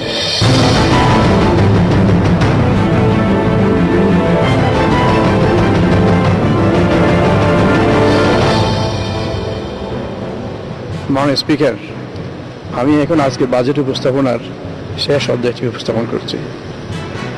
মাননীয় স্পিকার, আপনি জানেন জাতীয় বাজেটে সাধারণত আমরা সুসংগতভাবে স্বল্প, মধ্য ও দীর্ঘমেয়াদী বিভিন্ন কর্ম পরিকল্পনার সংমিশ্রণ ঘটিয়ে সামনে এগিয়ে যাওয়ার একটি উন্নয়ন রূপরেখা প্রণয়ন করে থাকি। কিন্তু কোভিড-19 মহামারীর কারণে এই বছরও সকল তথ্যপত্র পরিপূর্ণভাবে আমাদের সামনে নাই। মহান আল্লাহর কৃপায় মাননীয় প্রধানমন্ত্রী শেখ হাসিনার দূরদর্শী নেতৃত্বে কোভিড-19 প্রাথমিক অভিঘাত মোকাবেলা করে বাংলাদেশ যখন অন্যান্য দেশের তুলনায় দ্রুত গতিতে অর্থনৈতিক উত্তরণের পথে এগিয়ে চলছিল, তখনই সারা বিশ্বে দ্বিতীয়, কোথাও কোথাও তৃতীয় অভিঘাত শুরু হয় এবং যার প্রভাব সর্বত্রই প্রবল। তাই আমাদের এবারে বাজেটেও দেশ ও জাতির উন্নয়নের পাশাপাশি প্রাধিকার পাচ্ছে দেশের পিছিয়ে পড়া মানুষ, প্রান্তিক জনগোষ্ঠী ও তাদের জীবন জীবিকা। মাননীয় স্পিকার, আপনি জানেন গত 5 দশকে অনেক দিক থেকে বাংলাদেশ বদলে গেছে। কেবল বদলায়নি বঙ্গবন্ধুর চিরঞ্জীব আদর্শ এবং জাতির জীবনের সর্বক্ষেত্রে তার সজীব উপস্থিতি। তার নির্দেশিত পথেই এগিয়ে চলছে বাংলাদেশ। এই বছরেই স্বাধীনতা সুবর্ণ জয়ন্তী ও জাতির পিতার জন্মশতবার্ষিকীর 2 বরিষ্ঠ প্রবাহের মিলন মেলায় যুক্ত হয়েছে বাংলাদেশের স্বল্পোন্নত দেশ হতে উন্নয়নশীল দেশে উত্তরণ। এর হাত ধরেই বিশ্বসভায় বাংলাদেশ স্থান পেয়েছে এক অনন্য উচ্চতায়। এমনিভাবে ইনশাআল্লাহ অর্জিত হবে আমাদের 2030, 2031, 2041, 2100 সহ সকল স্বপ্নের বাস্তবায়ন। এবং এরপর আমাদের প্রিয় মাতৃভূমি জাতির পিতার তুলিতে আঁকা স্বপ্ন সোনার বাংলাদেশ বাস্তবায়নের পথে এগিয়ে যাবে অনেক দূর, বহুদূর নিরন্তর। মাননীয় স্পিকার, আমি আমার বাজেট উপস্থাপনার শেষ প্রান্তে উপনীত। শেষ করার আগে পরম করুণাময় মহান আল্লাহ তাআলার কাছে দেশ ও বিশ্ববাসীর পক্ষে আমার কায়মনে বিনীত প্রার্থনা, ইয়া হাইয়ু ইয়া কাইয়ুমু বিরহমাতিকা আস্তাগীথ। আল্লাহুম্মা ইন্নী আউযু বিকা মিনাল বারসি ওয়াল জুনুনি ওয়াল জুজামি ওয়া মিন সাইয়্যিল আসকাম। হে আমাদের প্রভু, আপনি দয়া করে আমাদের ক্ষমা করে দিন, আপনি দয়া করে আমাদের উপর শান্তি বর্ষণ করুন। সালামুন আলাল মুরসালিন ওয়া আলহামদুলিল্লাহি রাব্বিল আলামিন। মাননীয় স্পিকার, আপনাকে অশেষ ধন্যবাদ। জয় বাংলা, জয় বঙ্গবন্ধু, বাংলাদেশ চিরজীবী হোক।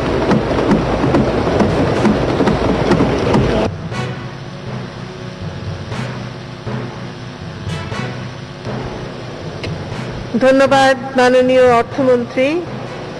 মাননীয় সদস্যবৃন্দ, মাননীয় অর্থমন্ত্রীর অনুরোধের প্রেক্ষিতে তার বাজেট বক্তৃতার অপঠিত অংশ পঠিত বলে গণ্য করা হলো এবং বাজেটের সকল ডকুমেন্ট টেবিলে উপস্থাপিত হলো।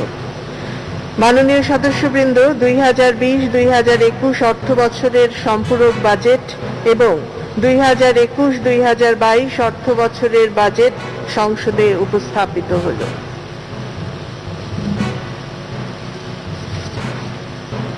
মাননীয় সদস্যবৃন্দ, দিনের কার্যসূচি অনুযায়ী এখন আইন প্রণয়ন কার্যাবলী। আমি এখন মাননীয় অর্থমন্ত্রী জনাব আ.হ.ম মুস্তফা কামালকে অর্থ বিল 2021 উত্থাপনের অনুমতি প্রার্থনার আহ্বান জানাচ্ছি।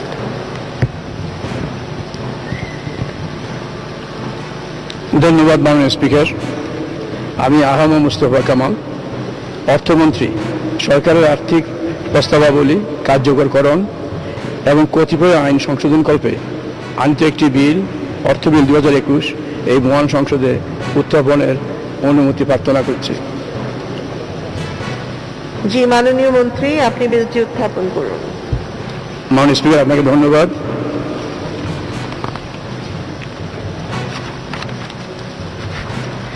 মাননীয় স্পিকার, আমি আহমদ মুস্তফা কামাল, অর্থমন্ত্রী, সরকারের আর্থিক প্রস্তাবাবলী কার্যকরকরণ এবং কতিপয় আইন সংশোধনকল্পে আনিত একটি বিল, অর্থ বিল 2021 এই মহান সংসদে উত্থাপন করছে। মাননীয় স্পিকার, আপনাকে অনেক অনেক ধন্যবাদ। ধন্যবাদ মাননীয় মন্ত্রী। অর্থ বিল 2021 সংসদে উত্থাপিত হলো। মাননীয় সদস্যবৃন্দ, সংসদের বৈঠক আগামী 23 জ্যৈষ্ঠ 1428, 6 জুন 2021 রবিবার সকাল 11টা পর্যন্ত মুলতবি করা হলো। আপনাদের সহযোগিতার জন্য আন্তরিক ধন্যবাদ। আসসালামু আলাইকুম।